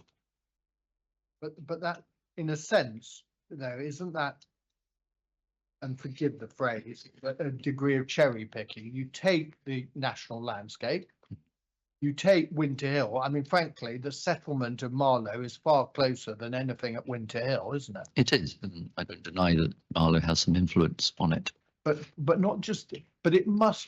I mean, we've been through the detracting features. I mean, do you, when the inspector's reaching a judgment, and she's got a stark choice between your evidence and Mr. Smith? I mean, is it sensibly being contended by you when she applies the guidance and the MPPF and makes a judgment whether it's valued landscape or not? Don't you accept the proposition that it must be right that she does consider Marlow and all its various consequences that we've discussed, the traffic, the light, the noise, the activity, the physical buildings, that is inherently just as much part of the area we're considering as the national landscape? It's part of the landscape as experienced by people there, but I included the figure A2 in my proof of evidence, I think it is, which gives an aerial view of the site, and it highlights that, you know, in terms of landscape components, let's call it, there is a very clear definition by the A404 really defining the edge of Marlow in the western part of this landscape, and countryside to the east of the A404. And this site falls very much within the eastern part, the countryside part, and it adjoins the distinctly different urban landscape of Marlow. You then, sorry, I was leaning away from the microphone. It's mine gone dead. No. Could I then ask you, please, we'll finish with, could I ask you to go to the sorry, GLBIE? no, the GGN, please, 0221 604. Thank you. Sorry, would you give that to me again? Yeah, it's 666 dash 04. Okay. 004. Sorry, I was finishing notes. No, don't worry. This is the TGN about value, assessing value. Got a nice picture on the front. Mr. Smith, tell us where that is. And it is evident. Front cover, Pensfold Viaduct.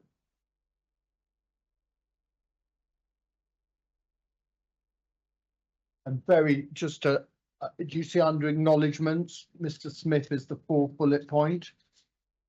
Sorry, which page am I looking on? I'm on acknowledgement. Little Roman numeral 4. Do you see the acknowledgement? Yes, I do. Yes. See Mr. Smith? Oh, yes, I've seen Mr. Smith on Yeah, this. and Yeah. also you see under the author group worked in close consultation, then feedback on an early draft was received. Yes, You see Sasha White QC's there.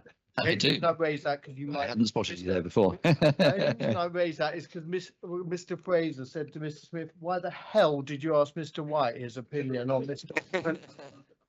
I see you there. Yes. Anyway, going back to more serious matters, could we just look at could we look at table 1, please? Up to 4 on that.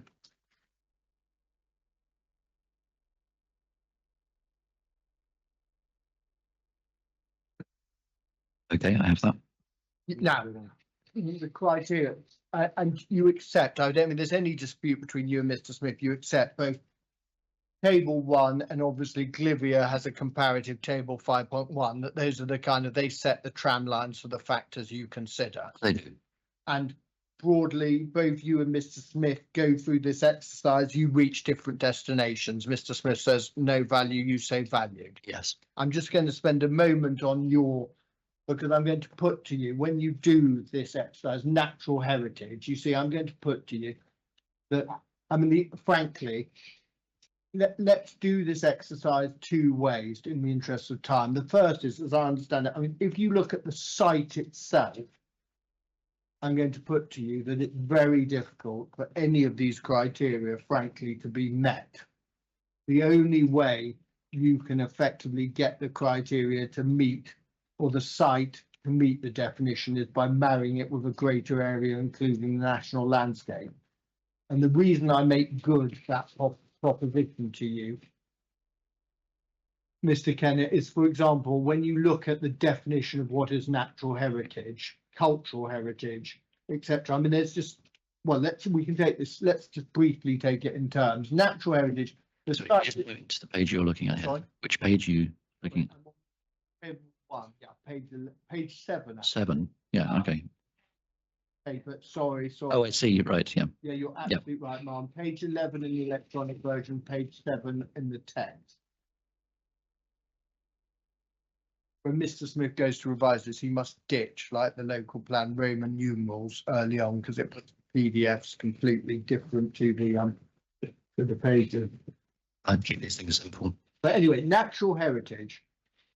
I mean, what I'm going to put to you is the site itself has nothing that would be, frankly, above the ordinary. I mean, it's not just seeing whether something, I mean, frankly, you could probably say about any piece of land that it has a degree of natural heritage. To be of value, it's got to be out of the ordinary, hasn't it? Something that elevates it out of the ordinary.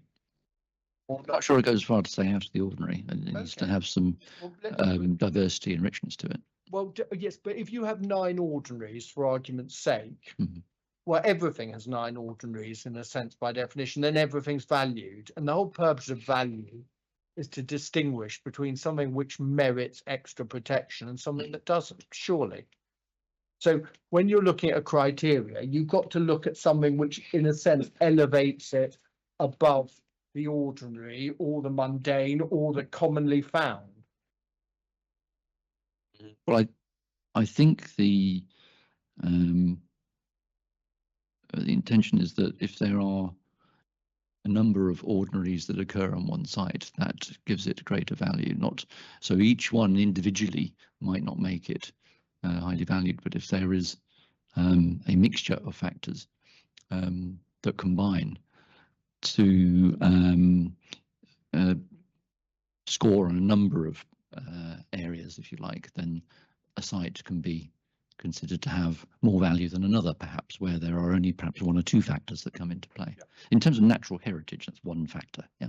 Yeah. You must be right. Mm. Your proposition must be right that it's a cumulative assessment, but 9 ordinaries can't equate to value because by definition every site would get 9 ordinaries. You've got to have something cumulatively. You make an assessment of all the factors, but frankly, just because do you not see the point that you've got to have something that elevates it, cumulatively elevates it to give it value? Otherwise, in a Mr. Kennett world, everything would have value. And I know, frankly, since the whole imposition and creation of the concept of value, there's been a great debate, as you know, at the coalface of whether it is overused, frankly, or underused.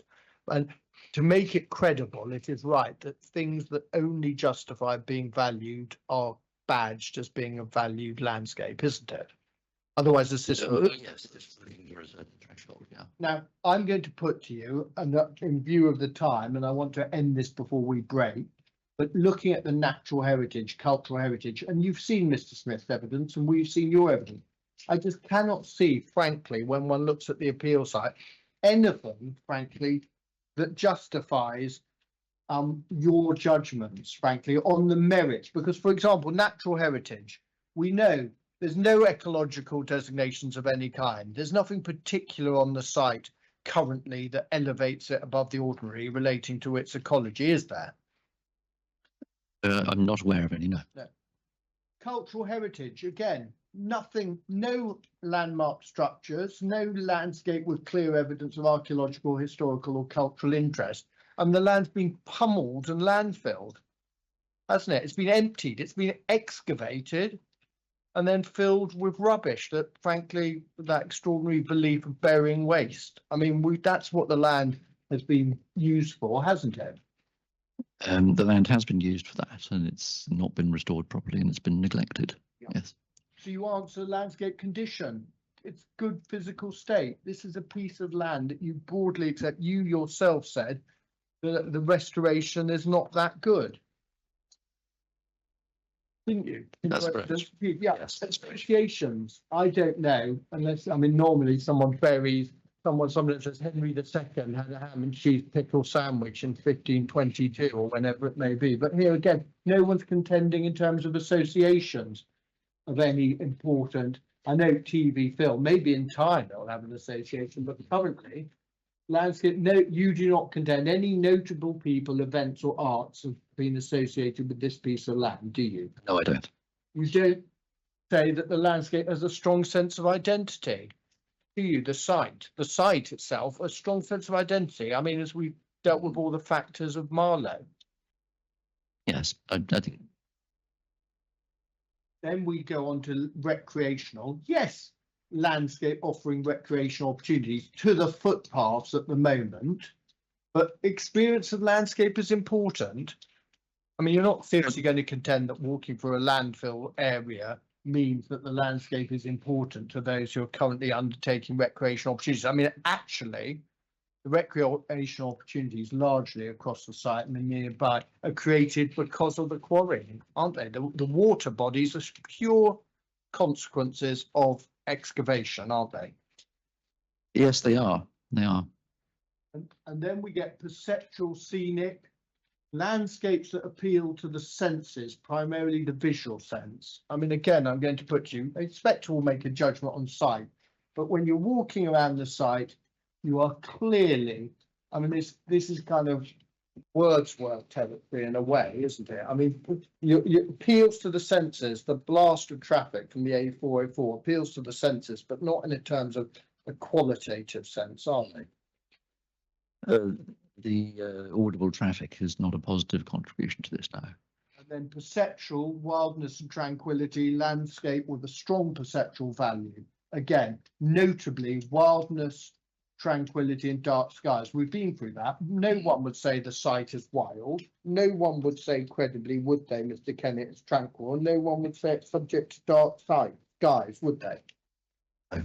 So I'm sorry, but objectively, whatever, when one looks at the TGN criteria, there's not one that you've frankly asserted positively. Collectively, when one does that exercise, it's not reasonable, is it, to contend this site is valued?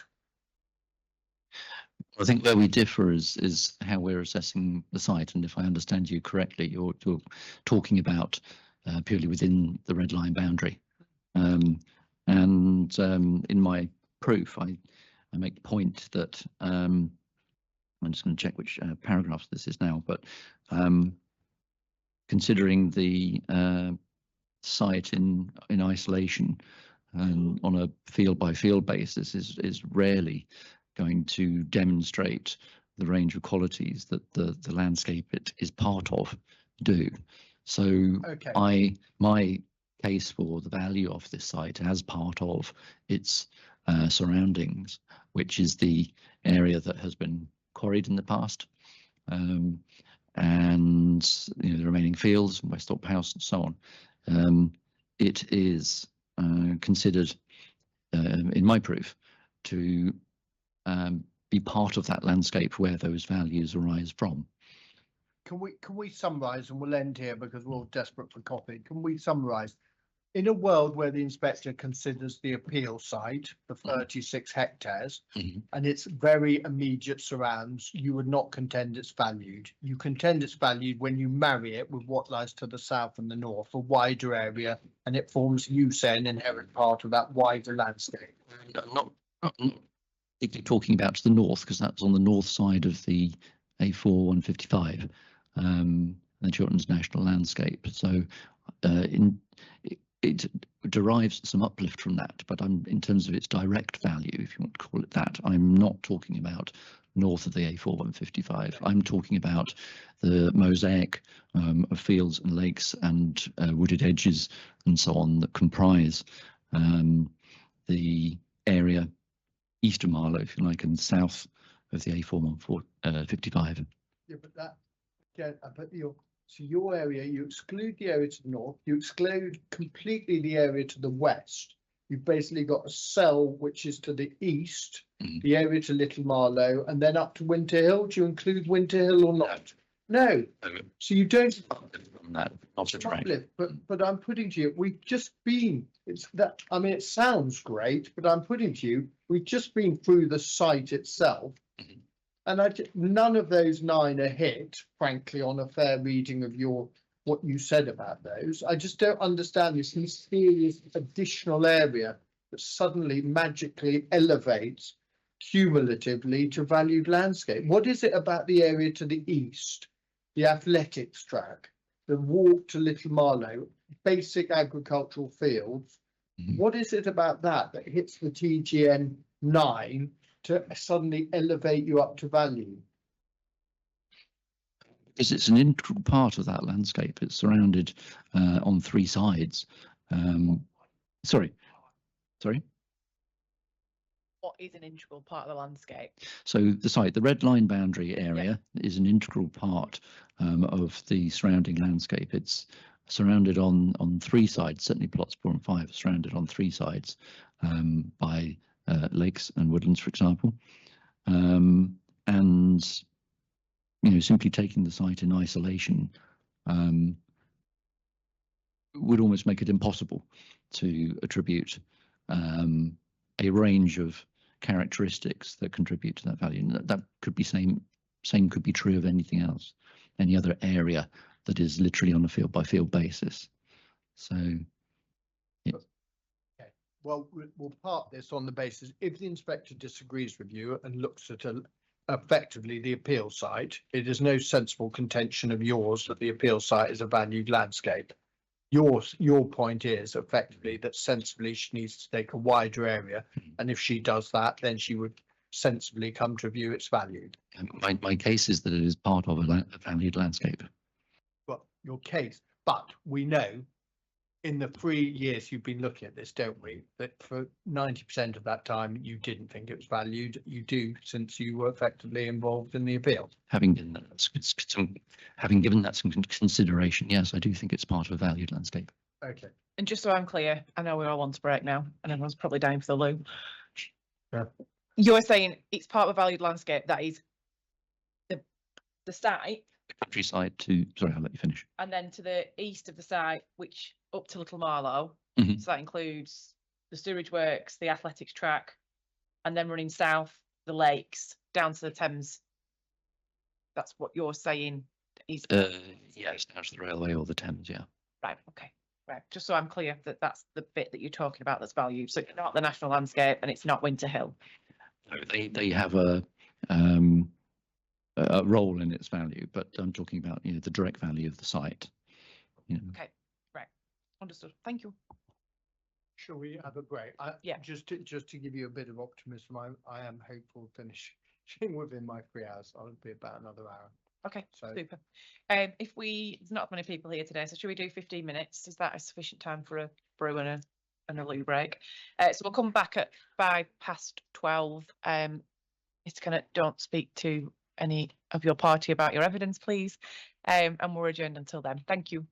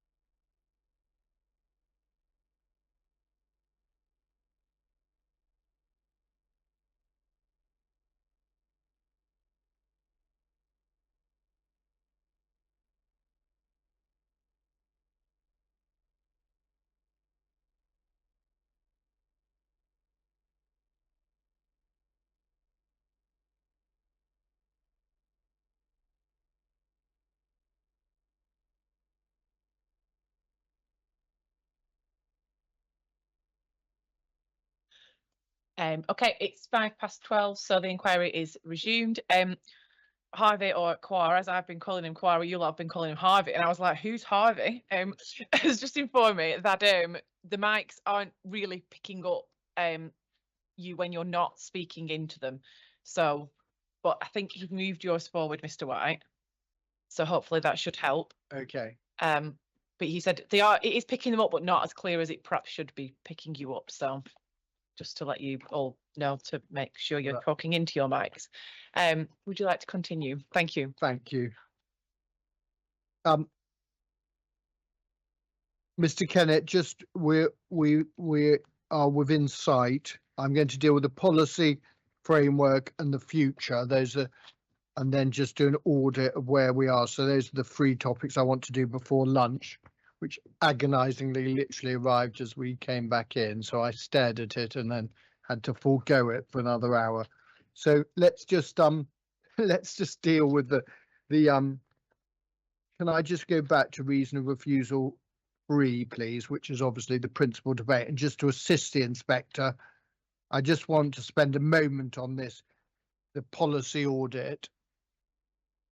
And we note, do we not, that underpinning the contentions in reason of refusal 3 are effectively 6 policies in the local plans. You see those 9, CP 910, RUR4, DM30, DM32, DM35. Do you see that?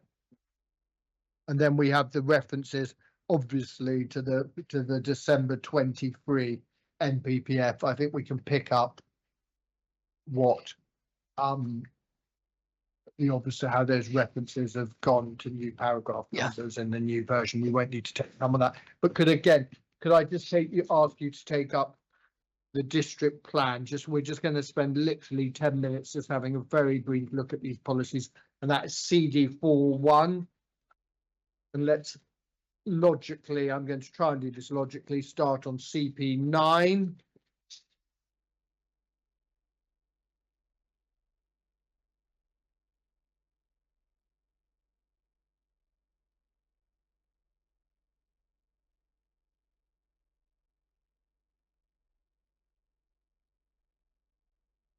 I have that. It's page 74. That's exactly right. Now, I don't know I imagine, having worked here for some years and this plan being 5.5 years old, you're reasonably familiar with these policies. So I'm not going to, the simple point is, this is about a sense of place. And I know it, I'm going to put to you, this isn't really in a sense, let's imagine for the purposes of these questions, the inspector's completely with you on your evidence. And I just want to understand why you say, for example, CP9, you say I'm slightly struggling with CP9 and how it could be a breach. I understand other policies will come on to, but is it the extent that your position is that it doesn't conserve the natural environment in bullet point 1? Is that what you say? Yeah, I understand that, but then, and this might be that I'll take this up with Mr. Fannon, but for example, there are other elements like requiring development to achieve a high quality of design. That is not in contention for the reasons you articulated earlier. So we get a tick against 2. We would say obviously lower environmental value areas because this is landfill, reclaimed land. 3. Not 4 is not relevant in the sense that I don't think you wouldn't find against a scheme because it doesn't, if it's not PDL, so 4 is not against us. And then obviously 5, if anything, no one's making the allegation we're not making best use of land. So the simple point I'm putting to you that obviously, and this might be for Mr. Fannon, but one's got to look at the policy in the round, but the extent of breach that you say based on your evidence is that the proposal doesn't conserve the natural environment. Is that fair? That's correct. Yeah. Natural in its broadest sense, yes.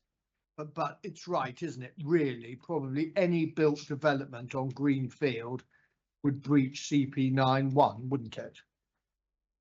Yes, it would. Yeah. Okay. Next policy, CP10. Just over the 2 pages, page 76.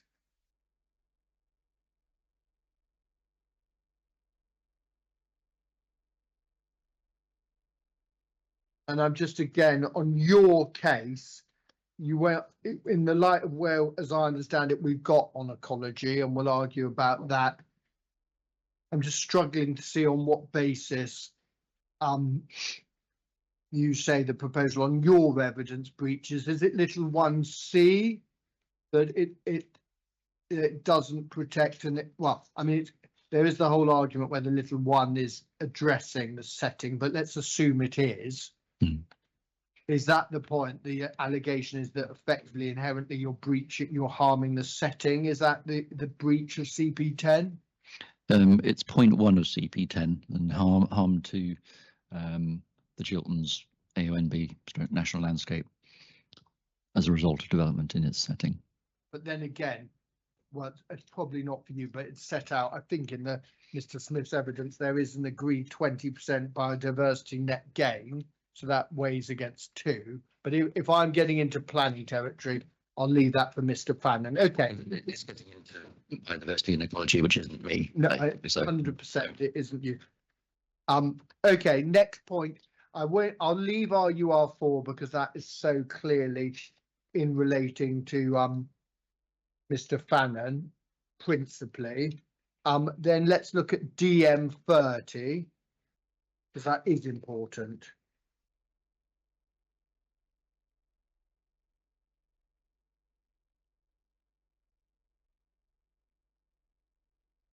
No, sure.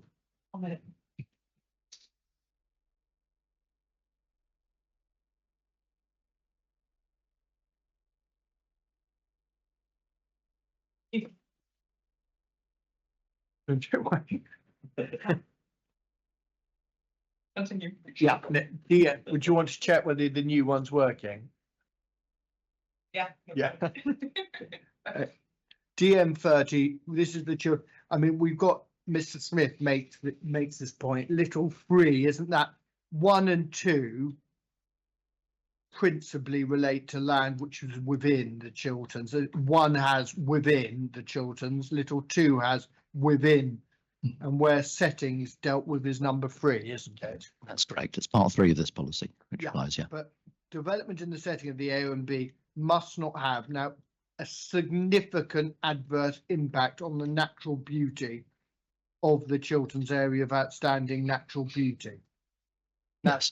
Can I make 2 points about this? The first is the threshold is reasonably high, isn't it? That you significant adverse impact. Yes.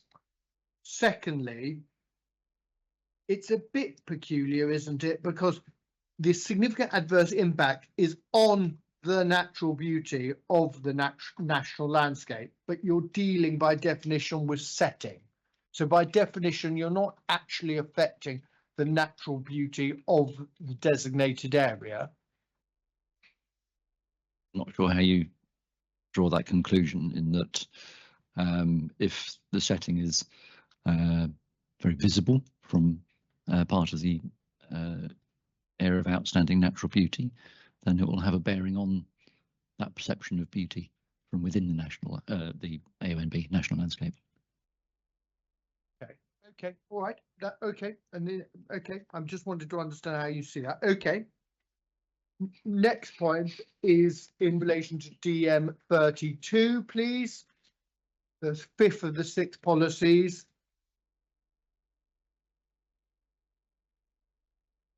And I mean, this is a broad development management policy, isn't it? It is, yes. And I just want to understand what you say is breached in this policy, because for the reasons we discussed before the break, I mean,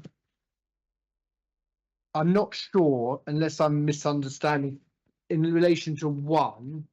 I mean, I know you dealt with Mr. Bird about the key characteristics, and I'm not going to do the exercise. The inspector will what the key characteristics of the receiving landscape are. And little 2, a thorough understanding of the landscape. I mean, I understand your criticism of the destination, but I'm not don't believe you're that critical of the journey undertaken. You're not, I don't think you say that whether it be Gillespie's or Pegasus or SLR through Mr. Smith have fundamentally misunderstood the landscape and haven't taken into account those factors, the 4 criteria. As has been, I think, set out earlier, we were broadly in alignment with many of the conclusions that Gillespie's originally concluded in their LVIA. We were more at odds with the conclusions of the Pegasus LVIA, and I think that may have not addressed this policy sufficiently. Okay, but we also know 4, can we just deal with this point because it is a matter between us. Development must not individually or cumulatively result in the actual or perceived coalescence of settlements. And I'm just going to touch this because obviously Mr. Fanning could deal with it from a planning point of view, but I just want to understand, Mr. Smith has given evidence on this, which you've obviously read. Yes. Do you accept with his argument about the gap that will remain and effectively what remains in that gap, that there is no perceived or actual coalescence of settlements, whether you consider the Marlow to Little Marlow or Marlow to Bourne End? What's your judgment on that factor, please, as to whether you think the proposal does actually lead to a perceived coalescence or not?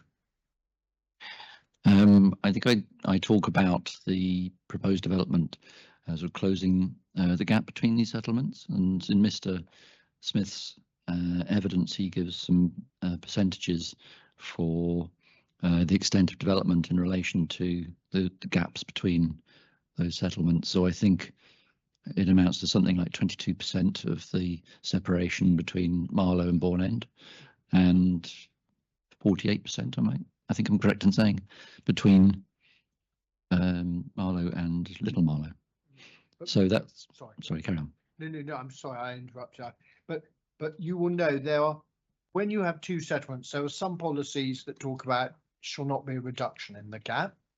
What Wickham chose is the test of coalescence, whether actual or perceived. I don't think you credibly argue or even begin to contend there will be actual coalescence of Little Marlow with Marlow as a result of a consent, do you? No, I'm not making that point about actual coalescence, no. Second point then, that must leave the only category remaining under policy is whether there be perceived coalescence. Now, unquestionably, as a matter of fact, the development is building a development in a gap. So the gap is reducing, but the test is actual perceived coalescence, which, and you will understand, you'll have a view. I mean, coalescence effectively means the marrying of 2 settlements, towns, villages together, doesn't it? Whether it be perceived or actual. Yeah, yes. So again, on that test of a perceived joining together of settlements, would you accept that your judgment is, because of the remaining gap that Mr. Smith identifies, that there is not a perceived coalescence of settlements in a spatial sense?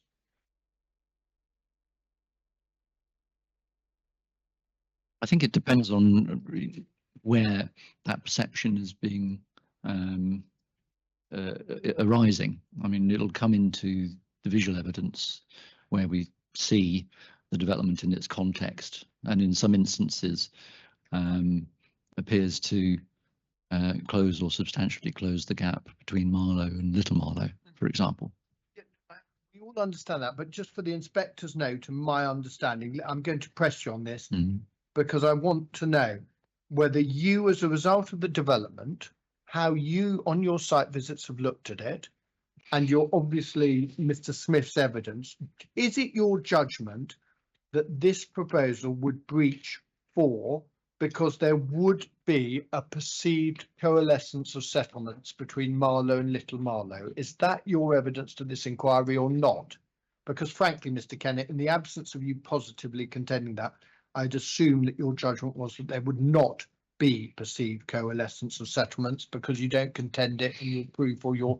No, but I'm not making a case for perceived coalescence. No.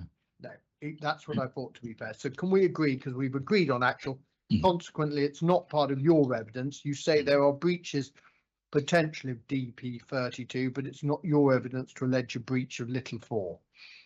That's correct. I mean, the basis of my landscape evidence is about the reduction of the gaps between settlements and the erosion of the connectivity between various landscape character areas. Thank you. Final policy before we finish this run through, DM 32. Could you deal with placemaking design quality?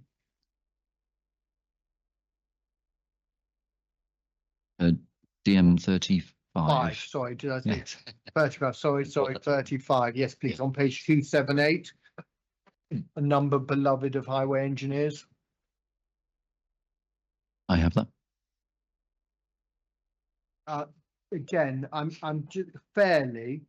I know Mr. Fannin might not be to blame for this, but I know there's often a picking off the shelf of policies. Can I put to you, from your evidence, based on the reasons of refusal and what you said earlier about design quality?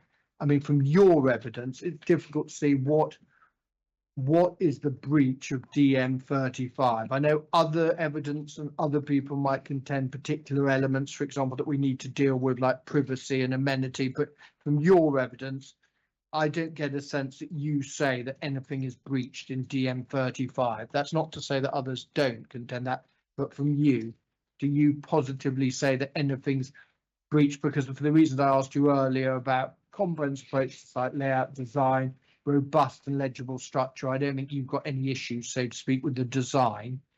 Do you? Within the red line boundary, no.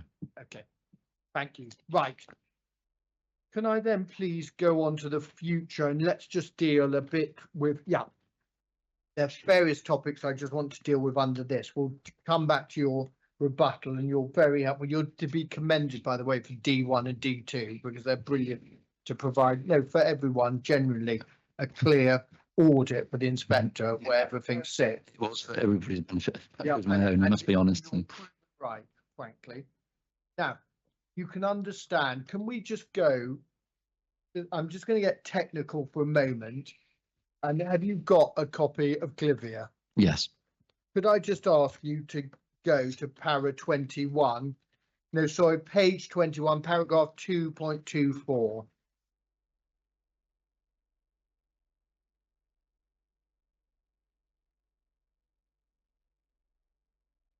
Page 21, Yes. para 224. You'll see under, do you see professional judgment in LVIAs? I do, yes. Do you see it says the role of professional judgment is also characteristic of other environmental topics such as ecology or cultural heritage, especially when it comes to judging how significant particular changes. In all cases, there is a need for the judgments that are made to be reasonable and based on clear and transparent methods, so the reasoning applied at different stages can be traced and examined by others. Do you see that? I do. Yeah. Now, if you go, frankly, to your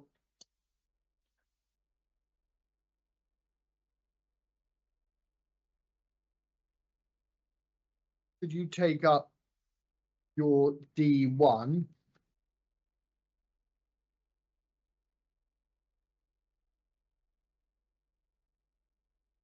Your D1 is the landscape effects, D2 is the visual effects, isn't it? That's correct. Now, what you've helpfully done, what the final column is you, is effectively what you've done, as I understand it, is you put susceptibility plus value equals sensitivity times magnitude gives you the effect. You followed the Glivia route, so to speak, have you?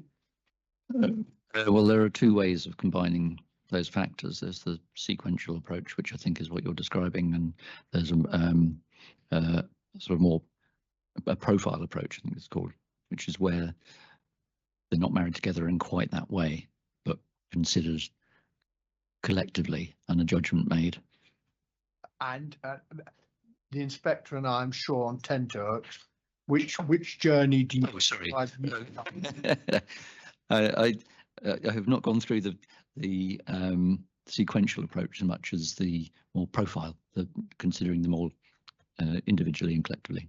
Well, you see that's the profile approach. It's a bit like, it's a bit like the vision and validate and the predict and provide debate we're going to have in 2 weeks. But in the profile approach, you see, that's why I went to Glivia, because based on a clear and transparent method, so that the reasoning applied at different stages can be traced and examined by others. I mean, frankly, you for the first time have just given an insight for the inspector in how you got to your column 5, because it's fair to say you haven't set out how, I mean, and far more importantly than me or Mr. Smith as the inspector, you can't trace and examine how you've reached your outputs in the 5th column, can you, on your evidence? You haven't set out, I mean, in simple terms, sorry, Mr. Kennett,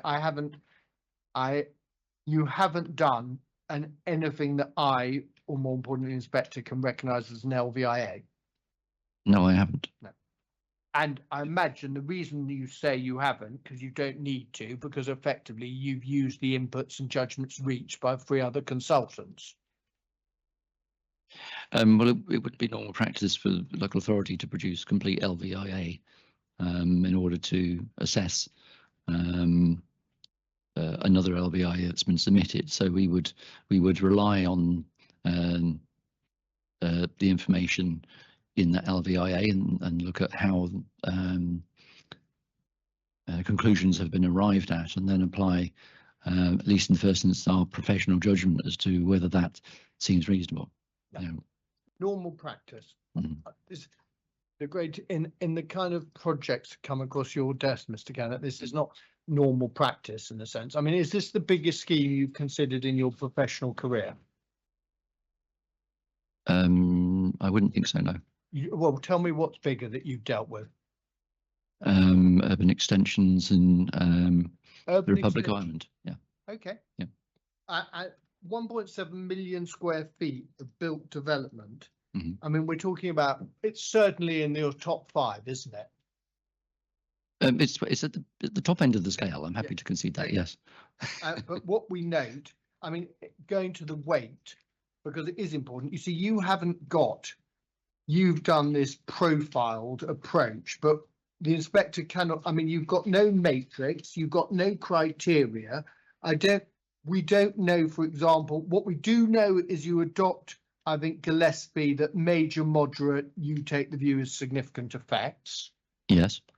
In most But instances, you don't universally, if you go to you see again, your visual effects. Just to clarify, moderate will often be considered significant, but not every time. Yes. It's not as black and white as that. I want to make that point.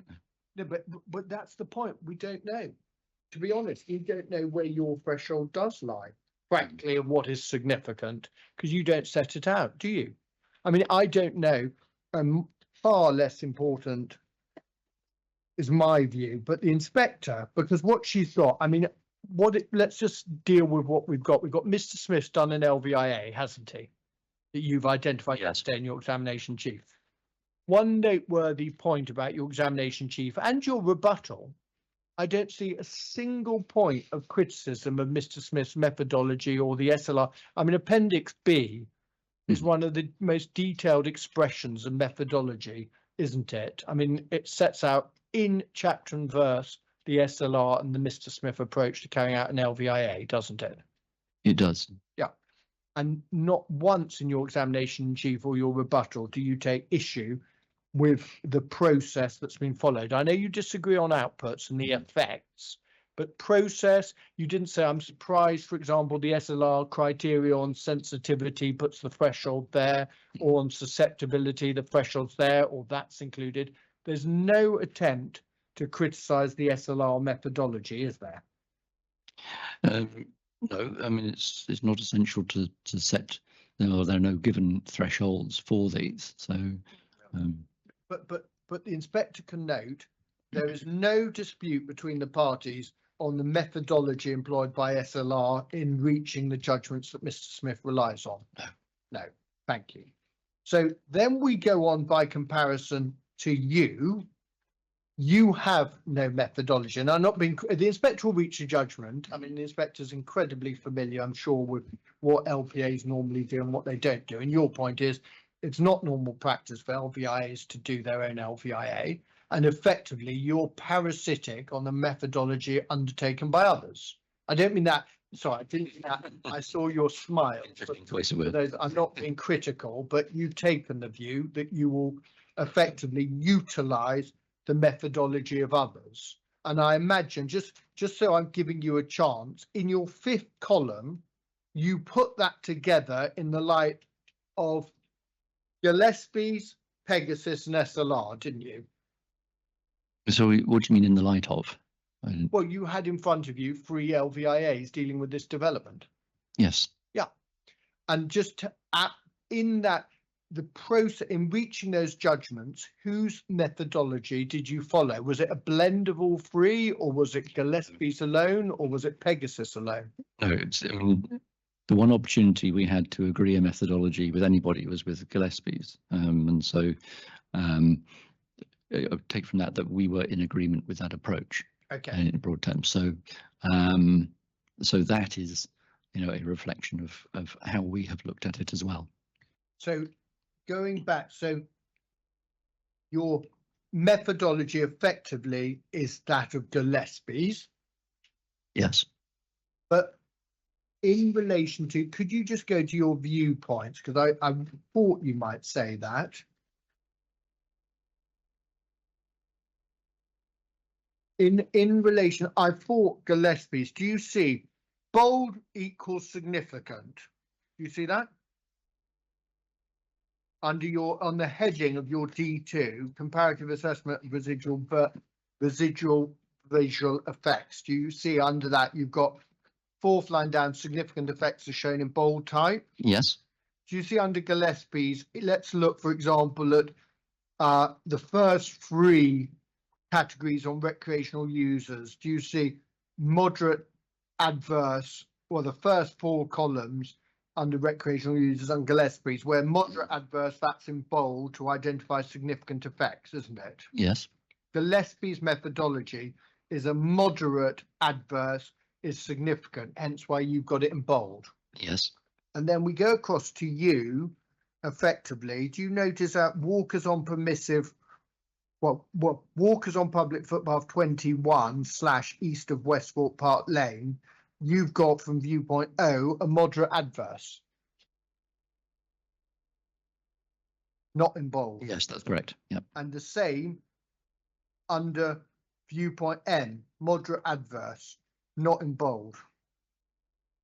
That's correct. Yes. So you haven't adopted the Gillespie's methodology because you put your threshold higher.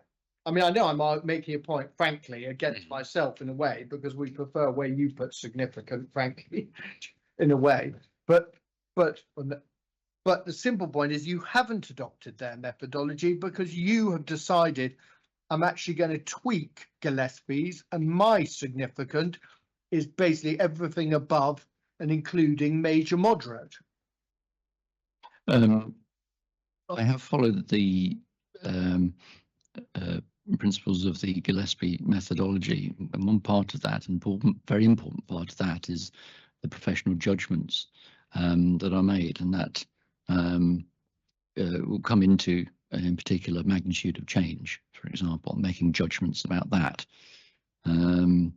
And so, by using the same methodology, but making different judgments about something like magnitude of change, we can then come up with a different outcome. No, Mr. Kennett, you've been superb at answering questions.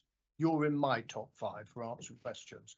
But I think, to be fair to me, you haven't answered the question, because there is an element, very simple point. We can agree, can't we? Because you were the one who chose the bold, not me. Where Gillespie's have a conclusion of moderate, you identify it in bold because you know that Gillespie's identify anything that moderate's adverse as significant, don't they? In their methodology, in their LVIA, I could do the torturous exercise of us all going to that document, but frankly, I think you've replicated it accurately, so let's not. do you accept the proposition that Gillespie's say moderate adverse is a significant effect? Gillespie's do, yes. Yes. Yes. Then we get to you, yes or no answer. You do not, in your conclusions, a moderate adverse in the Kennett world is not a significant effect, is it? In this instance, no. Not in just in this instance. Well, when you say in this instance, No, you mean because- globally in this case or in relation to that one viewpoint? No, I think it's actually said in the Gillespie's methodology, and it is my view as well, that a moderate adverse effect will often be significant, but will not be in all cases. Could you answer the question, please, just so that it's clear for my notes? So Gillespie say moderate adverse is a significant effect because that's in bold. They're saying that a moderate adverse effect is significant. Yeah, because you Yeah. made it bold. Yeah, Yes. that's yeah. what I'm understanding. I like things simple, as you'll probably understand as I carry on with this inquiry. Fan of it. You bolded everything made you moderate, but not moderate. So that's not significant in your book. Is that what that's what you're trying to get at, Mr. White? Is that right? Exactly, Mum.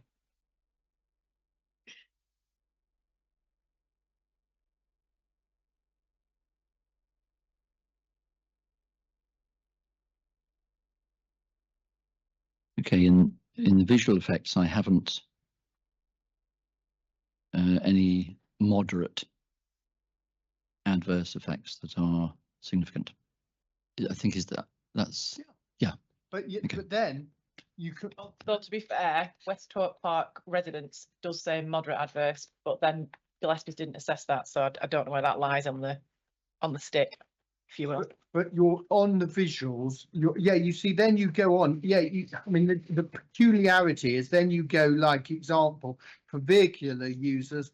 Then in relation to the A404 at A415 exit, moderate adverse is in bold. And yet, it is, yes. but I mean, Mr. Kennett, you will understand.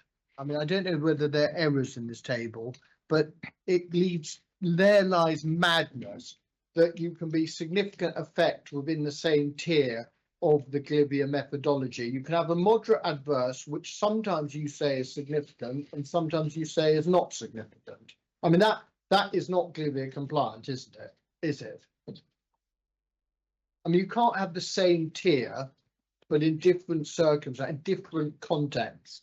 The effect cannot vary. If it's moderate, it's either significant in all cases or it's not significant in all cases if you're going to have any credible methodology, isn't it? That is not my understanding of it, no.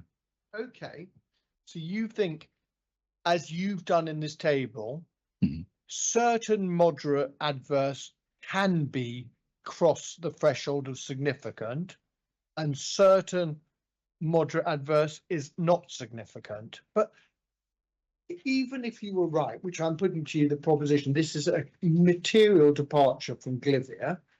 The second point is how the Henry is the inspector supposed to understand the transparency of what makes you use your bold font for moderate in certain situations and not use your bold in others where there's absolutely no transparency or identification of how you're utilizing your bold, is there, in your evidence? Mm.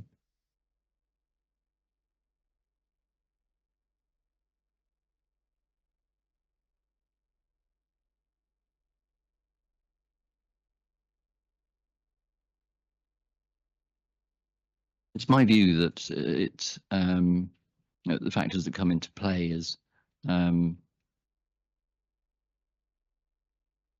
is a moderate adverse effect upon a sensitive receptor, a highly sensitive receptor, the same as a moderate adverse effect on a receptor that is not. I'm afraid that's even more confusing because I don't know much about Glivia, but recreational users generally have more sensitivity, do they not, than people in motor cars as a starting Yes. point? Yeah. And yet in your vehicular users, a moderate adverse is a significant effect. I'm driving along talking to Mr. Fraser on the A4155 exit, and you've got a significant effect. I'm sitting in the car, and yet a moderate effect of someone going effectively walking through the permissive footpaths west of the site. I'm walking through the site on permissive footpaths, albeit, but I'm walking through, and yet there a moderate adverse is not a significant effect.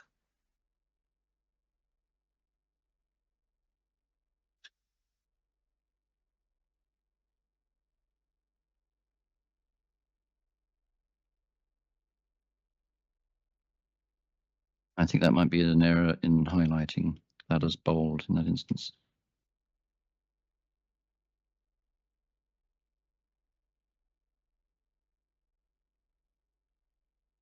I mean, I suppose to be fair to you, there will be an area, depending because of the matrix that Mr. Smith has in Appendix B, there will be areas that maybe you're a different level, depending on your inputs, your sensitivity and your value and your susceptibility, you might be higher up the scale of moderate, correct?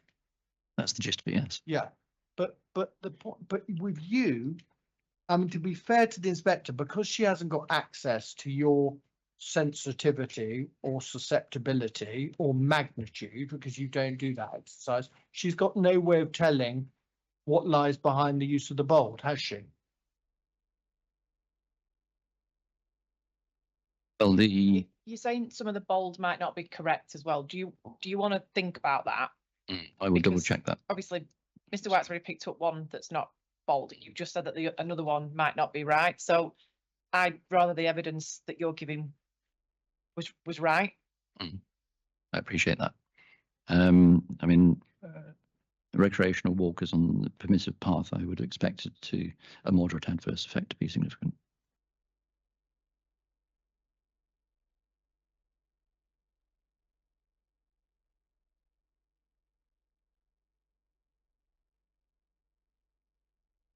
I'd like to have a look at that view, if I may.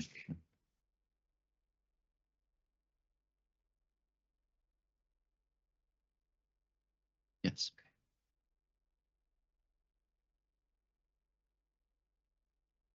I missed that. What do you mean? Sorry, I want to just pull up that view before I answer that question. Pull up the view. Oh, Okay, okay, yeah. okay.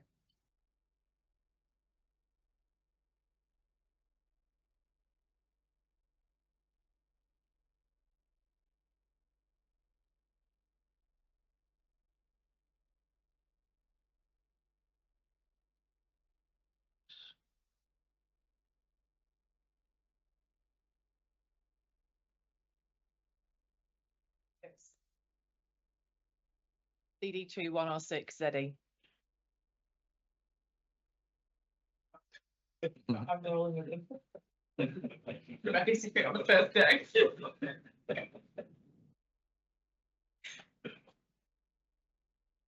Yes, I was just reminding myself of the content of that. Yes, that should be bold. That should be significant. Yep.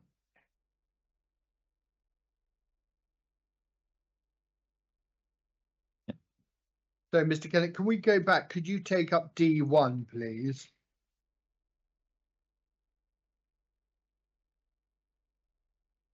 And you will let me take you back to where we started, and let's just deal with.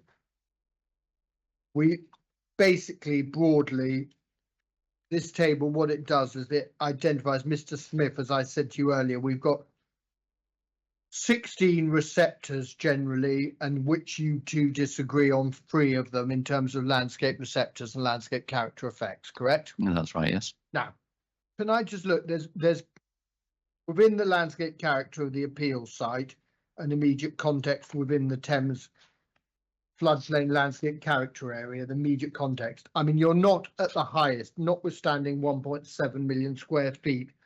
You're not at the highest level. You're at major, moderate, negative in terms of the effect on that area, aren't you? I am. You agree with Mr. Smith. Now, I just want to ask though, we then got, what is in relation to your next, you then again, we've got the amendment. So your major, moderate, negative, Eastern Marlow should be in bold because you say that's a significant effect. Yes. But that is, you see, what is that in terms of what's the geographical area that distinguishes it in your mind from the area above? I mean, we've got beyond the site and the immediate. What's the geographical area that you say is major, moderate, or you say is Eastern Marlow? Is that the area that you said to the inspector is what you assessed in terms of value? Yes. Okay. And so what I'm going to put to you though, I mean, in terms of your evidence, in terms of landscape character, what we've got, harm to the immediate landscape character area, major, moderate, i.e. 26.1.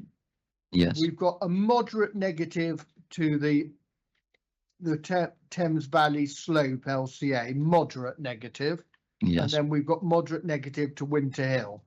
So, I mean, even on the landscape character areas that the inspector needs to focus on your evidence effectively are the immediate site, Thames floodplain 26.1 and 21.1, the Chilterns Valley Slope, and effectively those views principally from 9C, landscape character, not views, sorry, the landscape character area 9C. Yes. Yeah. And well, Winter Hill in general, yes. But would you agree, though, I mean, that those are both moderate negatives, so they're two below the highest, which could be major, moderate, or major on Yes. your scale? Overall, then, I just want to know, let's deal with this. On your assessment, what weight, when you've got one major moderate, two major moderate, moderate negative, what overall weight do you give to the harm to landscape character, please? Effects. I give that significant weight to that. Significant. Yes. Okay. Then in relation to the visual effect, we're in a position, as we say, where I already asked you about the vehicle users and the residents. The principal concern you have, frankly, and I'm badging these under, we've obviously got people walking through the site, the rights of way, if I may put them generally in 3 geographical areas. The first set are pretty much either on the site or very close to the site. That goes up to effectively M. It's the first 5 rows, isn't it? You're either on the site Yes. or very close. Yes. The next 4 are effectively within the national landscape, and those are those views over the valley from the north. You're looking in a southwards direction. That's correct. And then the final 4, effectively, you come south and you're looking effectively from Winter Hill. Or that ridge, which is characterized as Winter Hill. You're effectively from the south looking across. Yes. Now, I'm not going to do the exercise because I've never found it beneficial, frankly, and the inspector hopefully will far prefer what she sees with her eyes than anything we discussed today. But we can agree that, frankly, in any major development in relation to the first series, in any major development, it is inconceivable that you can build a development of this magnitude without having effects like you identify within the site or within 200 meters of the site or 100 meters, whatever you say. I mean, we can look at Mr. Smith's viewpoints, but it might be worth doing that just principally. Have you got Mr. Smith's bundle of plans there at the back, just so we can see the viewpoints, which is his first drawing MFS 004. I think they're formally in appendices to his evidence.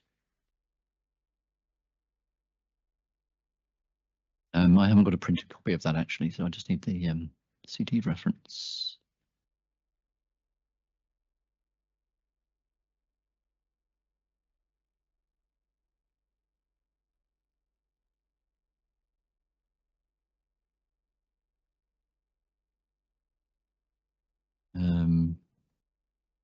It's the location plan, is it you're referring to, yes?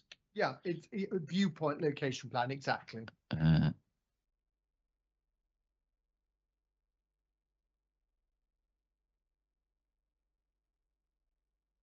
I've got it here. It's yeah, 4D.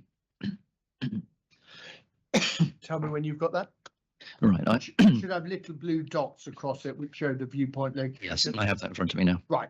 So going back to the question, the first 5 effectively are all within either within or 100 meters of the red line, aren't they? Yes. The second load, the 4, basically are a series as you walk along from, I mean, 9, you're walking up the hill, aren't you? I mean, that's in the vineyard effectively. Yes. Have you been to 9? Yes.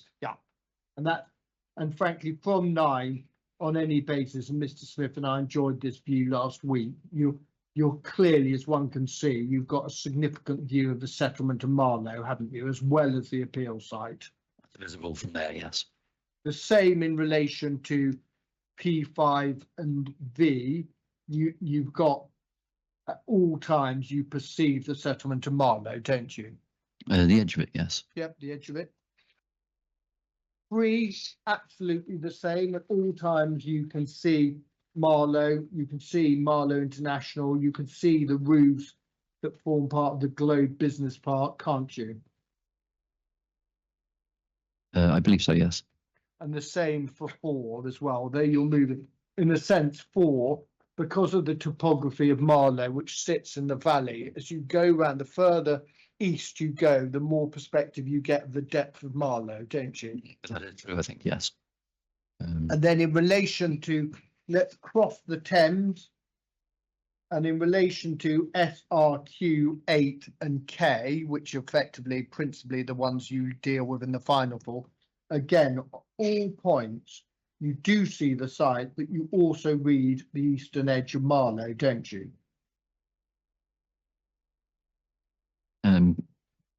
K is not necessarily part of that set. Certainly the 4, S, R, Q and 8 are all elevated, and Marlow is visible in those views. Yeah. K is at a low level. I'm actually not sure you see the town. No, you're From right. there. Very good point. K, absolutely, you haven't yet gone up on the ridge because you're actually those are distinguished by being on the north side of the Thames, aren't they? Yes, I mean But you get the point I was driving at in a cack-handed way. I do, yes. Yes. The- The parts of Marlow at least are visible in these views, yes. But okay, and then all right. Can I then just deal the last 2 matters I want to deal with? Yes, could you take up? I just want to deal with this point about the national landscape. Could you take up, please, the management plan of the CCB, which is CD5/7. Well, actually, I should say, in the context of my class, I should say 007.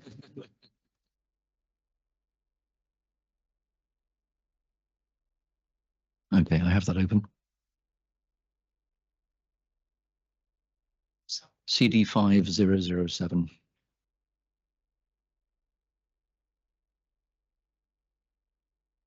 It's the 2000, it's the very glossy brochure, Caring for the Children's Forever and for Everyone, the management plan 19 to 24.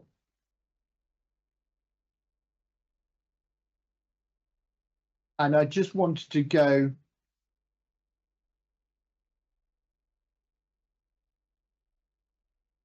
actually, I don't know, Mum, have you looked at this document at all? This might be worth just spending a moment on a couple of things. Page 7, we just see that's probably the best plan we've had before the inquiry, showing where the A and B actually sits in its enormity. That just touches bed and goes obviously down to Berks. I think it looks like that and we can orientate ourselves where we are. We're obviously on the very edge. Berks, Maidenhead and Windsor is in Berkshire, and obviously we're in Buckinghamshire, so we see that. And then we see definition of natural beauty set out in legislation. One of the nicer jobs for the draftsman of that legislation in 1949 was to define what natural beauty actually is. And then we go on to, I want to deal with this, the special qualities, 10 and 11. Have you got those? Yeah. Mr. Kennett? I do, yes, sorry. And I just want to note, Mr. Smith and I think we counted 13 special qualities, 5 on the first page and 1, 2, 3, 4, 5, 6, 7, 8. Yes, and 8. My maths is right. 8 on the second page. So let's just have a look at these, because obviously the special qualities are considered so important they require protection. And obviously the first special quality is panoramic views. Do you see that? I do. Then we see the ancient hedgerows, exactly, farmland, tranquility, chalk grassland, diverse flora fauna, wooded landscape, precious chalk streams, the archaeological landscape, dramatic chalk escarpment, common land, the national trails, the numerous ancient routeways, sunken lanes, distinctive buildings, industrial heritage. I'm going to put it to you that frankly, at best, in terms of the effect of this proposal on the special qualities, the only one that's really engaged is the panoramic views, the first special quality. And I'm going to give you the opportunity to say whether you agree or contend that other of the special qualities will be affected or harmed by the proposal.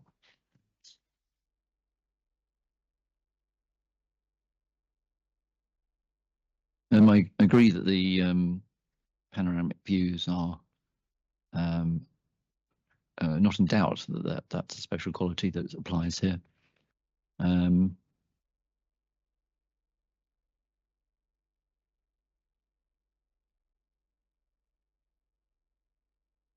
think there are some effects upon the network of footpaths that exist.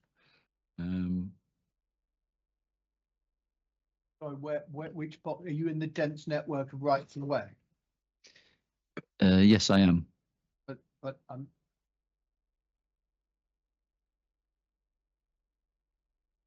that's all right. That's in a sense double counting, because what you're talking about there is the effect on views from those rights of way. There's no material. We agree, don't we? There's no direct effect on the national landscape. Not 1 inch of national landscape is directly affected. The effects we're talking about are indirect effects.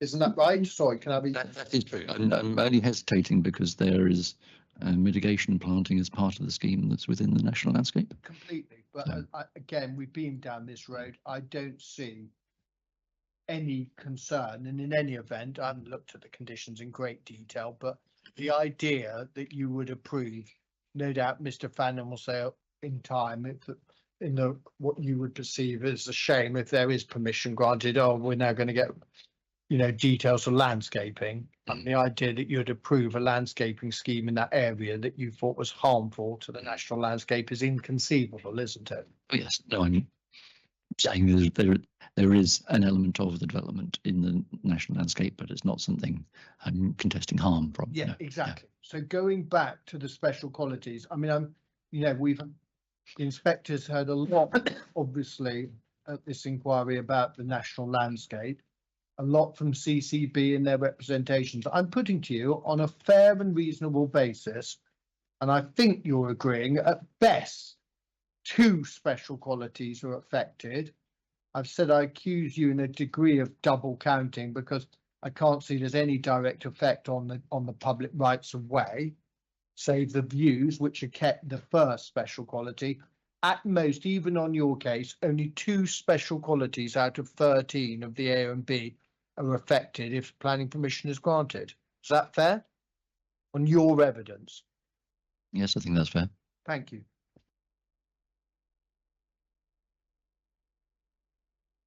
Wow, I've got one thing right. It's 1 minute to 1. Ma'am, that is the end of my cross-examination. Can I commend Mr. Kennett for the way he answered and dealt with matters? Thank you very much. Thank you too. Thank you, and thank you for listening to me answering the questions that were asked of you. That's all right. It's very helpful. Okay, we'll break for lunch. Oh, sorry, we're not break for lunch. Any interested parties in support that want to ask questions? Nope. Okay. My questions have been answered. I've just read them now. I don't know why I didn't roll them down then. Do you have any questions for the I have only a recommendation? few, madam, and they won't Very sorry, Mr. they won't Chair. delay Well, Mr. I'll White accept it from about lunch. they won't delay Mr. White from his sandwiches for very long. So just a few, madam. I think about 10 minutes worth. You're happy That's to go fine. ahead with that. Crack on. Yeah. Good, thank you very much.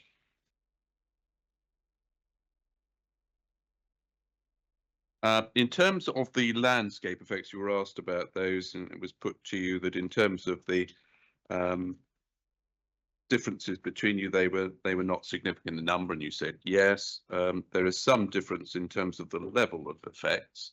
In terms of the significance of effects, to what extent do you disagree with Mr. Smith in landscape effect? Very little overall.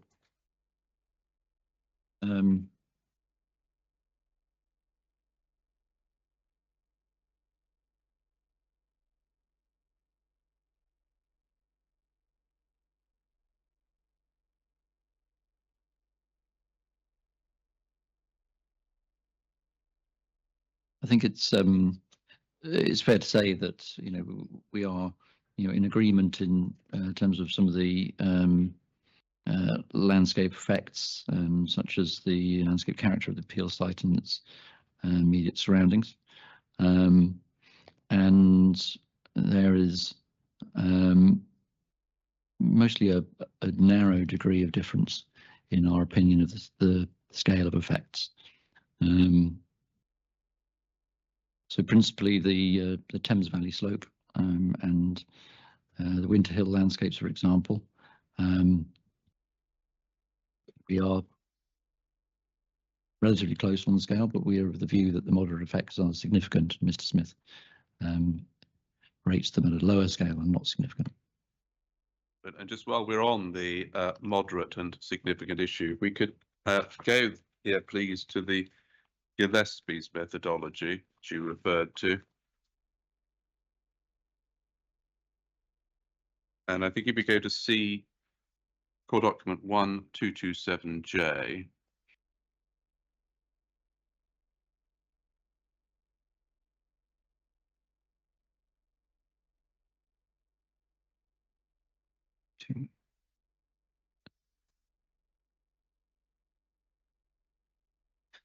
Appendix C, I have that, yes. Appendix C, and go to page 14, paragraph 1.74 on page 14, just to see what the Gillespie's methodology involved. What does it say in relation to the significance of effects? Sorry, can you give me the paragraph number? In 1.74 on page 14 of the document itself. Oh, I'm on the wrong page, 174. There we go. Moderate and major effects are typically considered significant where no effect is anticipated. This is also stated. And it was put to you that it was contrary to Glivia 3 to have a moderate effect, which might be significant, but also not significant. It looks effectively the same approach should be taken. Should we just take up Mr. Smith's methodology, please? Is Appendix B.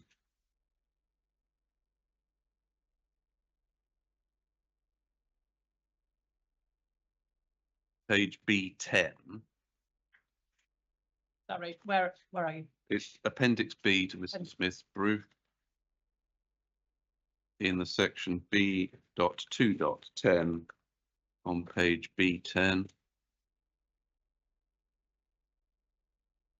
which said that his approach to what are important planning considerations, i.e. significant effects, it also deals with the issue of moderate effects. What is the approach Mr. Smith has taken in relation to the moderate category?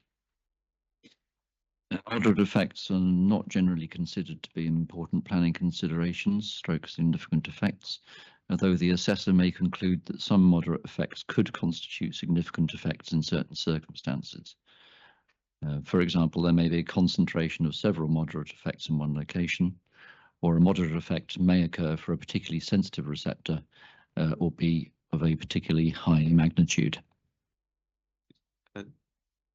Is that approach consistent or inconsistent with the approach you have taken? It's consistent.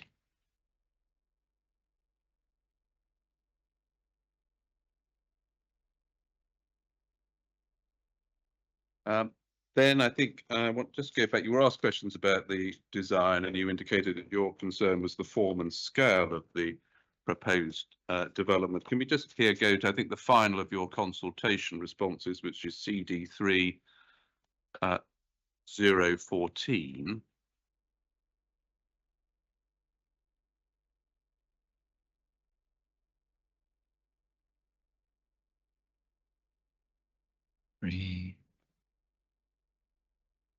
This isn't the fun, maybe the penultimate, but it summarizes your position just so we're clear. We go to the conclusion section of that consultation response, which is dated the April 2023. I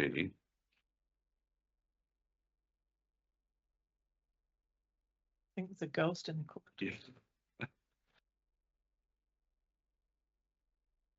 I haven't noticed. You can't see it. There's a door opening and Just- closing on its yeah. own. So the conclusion section, yeah. Sorry, I think I'm in the right. It should be 3:15. Apologies. Yeah. 3:15. CD 315, not 14. Sorry, my just Alright. very slow, madam, in terms of the apologies. My cat.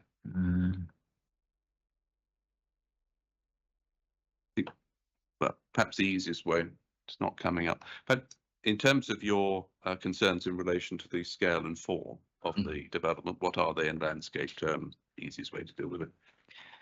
The scale and form of the development is the principal design aspect of the development that has the effects on the landscape that we're talking about. We've not taken issue with the detailed design of it, but the scale and the form are the sort of overbearing factors in terms of landscape visual impact terms.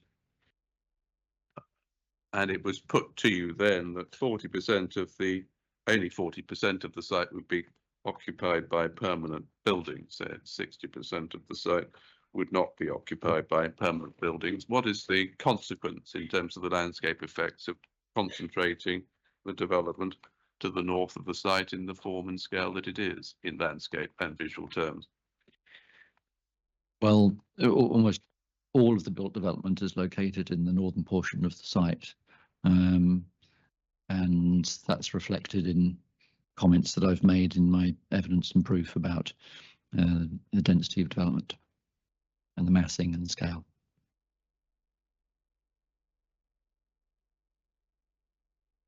Then you were asked a series of questions in relation to the site itself and its context, and particularly the urban influences from Marlow and the road network and the lighting. To what extent are there softening counterbalancing features in the landscape in relation to the site itself? Well, the A404 is tree lined along much of its length where it can be, and Sorry, just say that again. A404 has treatment. it has tree planting Tree planting. Treatment. within the highway boundaries, and on the embankments below the road and above the road. So they provide softening character. There's also tree planting, very well established tree planting sort of within Marlow itself as well. So the wider urban area is quite broken up, or there's intermittent trees amongst the buildings that are there. So that's a sort of softening of the appearance of the urban area. And the combination of trees and at the edge of Marlow and the A404 give it quite a green edge. So while the road is present and moving traffic can certainly be seen along parts of it, it's sort of quite well integrated with the landscape. Then staying in that context, you were taken to Mr. Smith's proof of evidence, please. If you go back to it at paragraph 2.78 on page 26. We're asked about the inspector's decision letter in 2010 relating to the football facilities at Westlock Park, and you were asked about the urban edge character referred to in 2.78. But in terms of the effect of the development on the site and the setting of the AONB, which is set out in 2.79, what was the inspector's conclusion?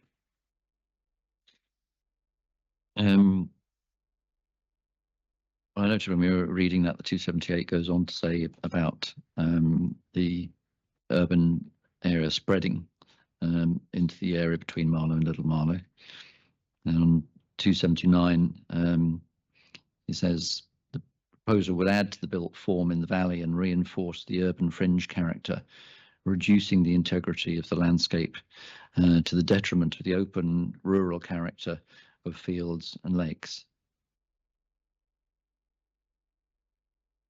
And in terms of the effect of the appeal proposal on the site,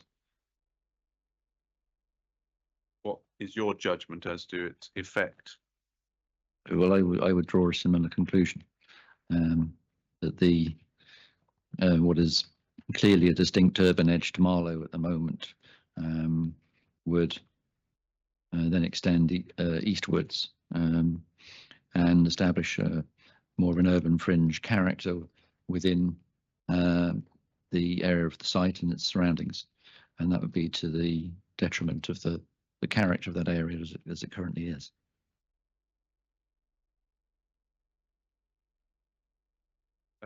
Then you were asked a series of questions about valued landscape, and you were taken to core document 604, which is TGN 0221, assessing landscape value outside national designations. We just go back to that briefly, please. So core document 604.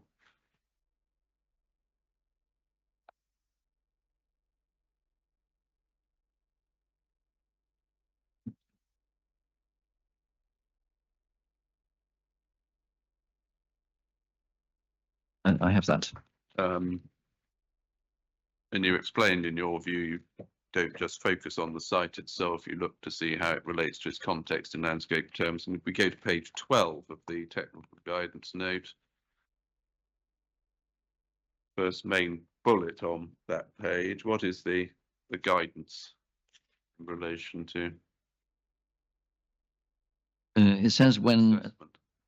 It says when assessing landscape value of a site as part of a planning application or appeal, it's important to consider not only the site itself and its features, elements, characteristics and qualities, but also their relationship with and the role they play within the site's context. Value is best appreciated at the scale at which a landscape is perceived, and rarely is this on a field by field basis. What extent is your approach consistent or inconsistent with that? My approach is very consistent with that.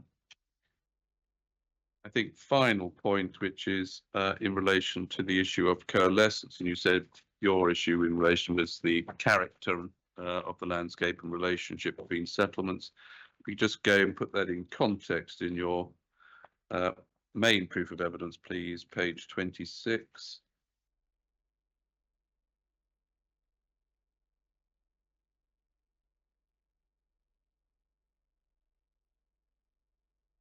Which I page? think- Sorry, I missed you. Madam, I put my note as page 26, but I've buried Mr. Kennett's proof, but I've just recovered it. See? Page 26, I believe, and paragraph 616. The proposed development introduces significant change into this view in the form of a long linear cluster of tightly spaced industrial buildings, some of them rising above intervening trees, appearing to coalesce with Little Marlow in the foreground and Marlow International in the background. This creates a long line of built development that is unsympathetic to the settlement of Little Marlow, out of character with the adjacent Chilterns National Landscape, and divides the Chiltern National Landscape in the foreground from the Thames Valley in the background. If we take up viewpoint 5 CD2 106 ZG.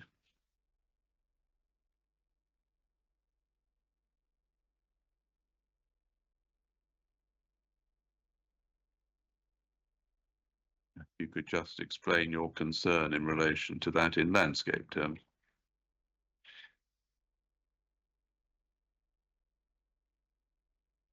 Try a bit slow getting there. CD2 106 That is- ZG. Viewpoint P5. I'm correct, am I? That's correct, madam, yes.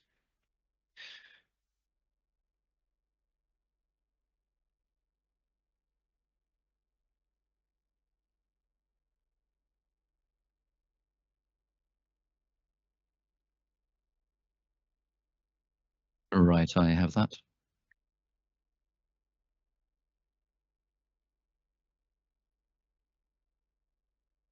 But yeah, if you just outline your concern in relation to the coalescence issue in relation to landscape character that you've identified in 616. So we've existing and proposed views here. If we start with the existing view, this is from within the Chilterns National Landscape, at relatively close quarters to the site. At the left, you can see part of Little Marlow set amongst the trees. To the right, you can see a little bit of the roof of Marlow International, to the left of which are the distinctive poplar trees that adjoin the northern, they're at the northern edge of the site. There's relatively little of the Marlow urban area that you can see here. It's quite a rural outlook incorporating the village of Little Marlow. If we go to the proposed view, we see a very significant change to this, where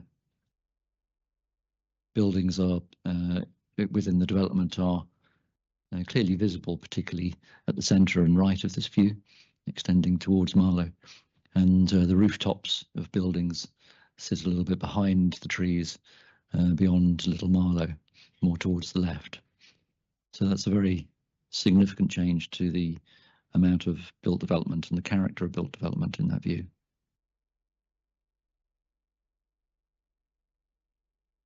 Thank you very much. I don't know, those are my questions. Thank you, and apologies for attempting to jump straight to lunch. We will now adjourn for lunch. We'll take Apologies, just before we do so, sorry, Sorry. I hesitate to do so because I know Mr. White has worked up quite an appetite through his cross-examination and wants his sandwiches. But I've just two brief housekeeping points. of course, Ms. Evans. First is to save time later. I'm just conscious of the configuration of the room and how we can set up for Councillor Crabtree, and particularly how I'll be situated. If we could maybe have a table there so I can see her during examination in chief, and then obviously she'll have to be moved across again then for cross-examination. Yeah. And I presume I'll stay here. I just ask now because I do have a bit of a system and I'll need to take a few minutes to move if I have to do that at the last minute. I'm happy if you want to swap and come up so you're closer to the witness, if More than that's okay happy, with we Mr. can move Bird. along. There's no reason for us to stay here. Thank you. Appreciate that. I'd rather you up here, then I can. It's better for you if you're nearer the witness. Thank you. And if we operate that throughout, when cross-examining or examination in chief, the Rule 6, if they can come up and swap places with the council, if that's all right, Mr. Bird. Thank you. Thank you. And I just one further point. You might remember yesterday evening, ma'am, that it was Councillor Collingswood referred to the results of a parish council survey on the extent of support or otherwise for the film studio. We do have the results of that survey. It's a one-pager. It's the official declaration of the result of the poll from the parish council. And I would like to introduce that as an ID document. I have copies here. I can hand up and to my learned friends. I doubt there'll be any dispute on it, but of course my learned friends have, so they can comment. Mr. White, I want it introduced. you want it introduced? Yes. Okay. Then you've definitely no objections to it. Okay, thank you. Yep, and then if it can be given an ID number wherever we are up to on numbers. guardian. Thank you. Anything else, Ms Nevin? No, okay, thank you. Right, then we will stop for lunch. It's 1:20. Do you want to come back at 2 or do you want a bit longer? I'm happy to take an hour, but I'd rather if We have an hour. yeah. That's absolutely fine. Yeah. So we'll come back at 2:20 and we are adjourned until then. Thank you.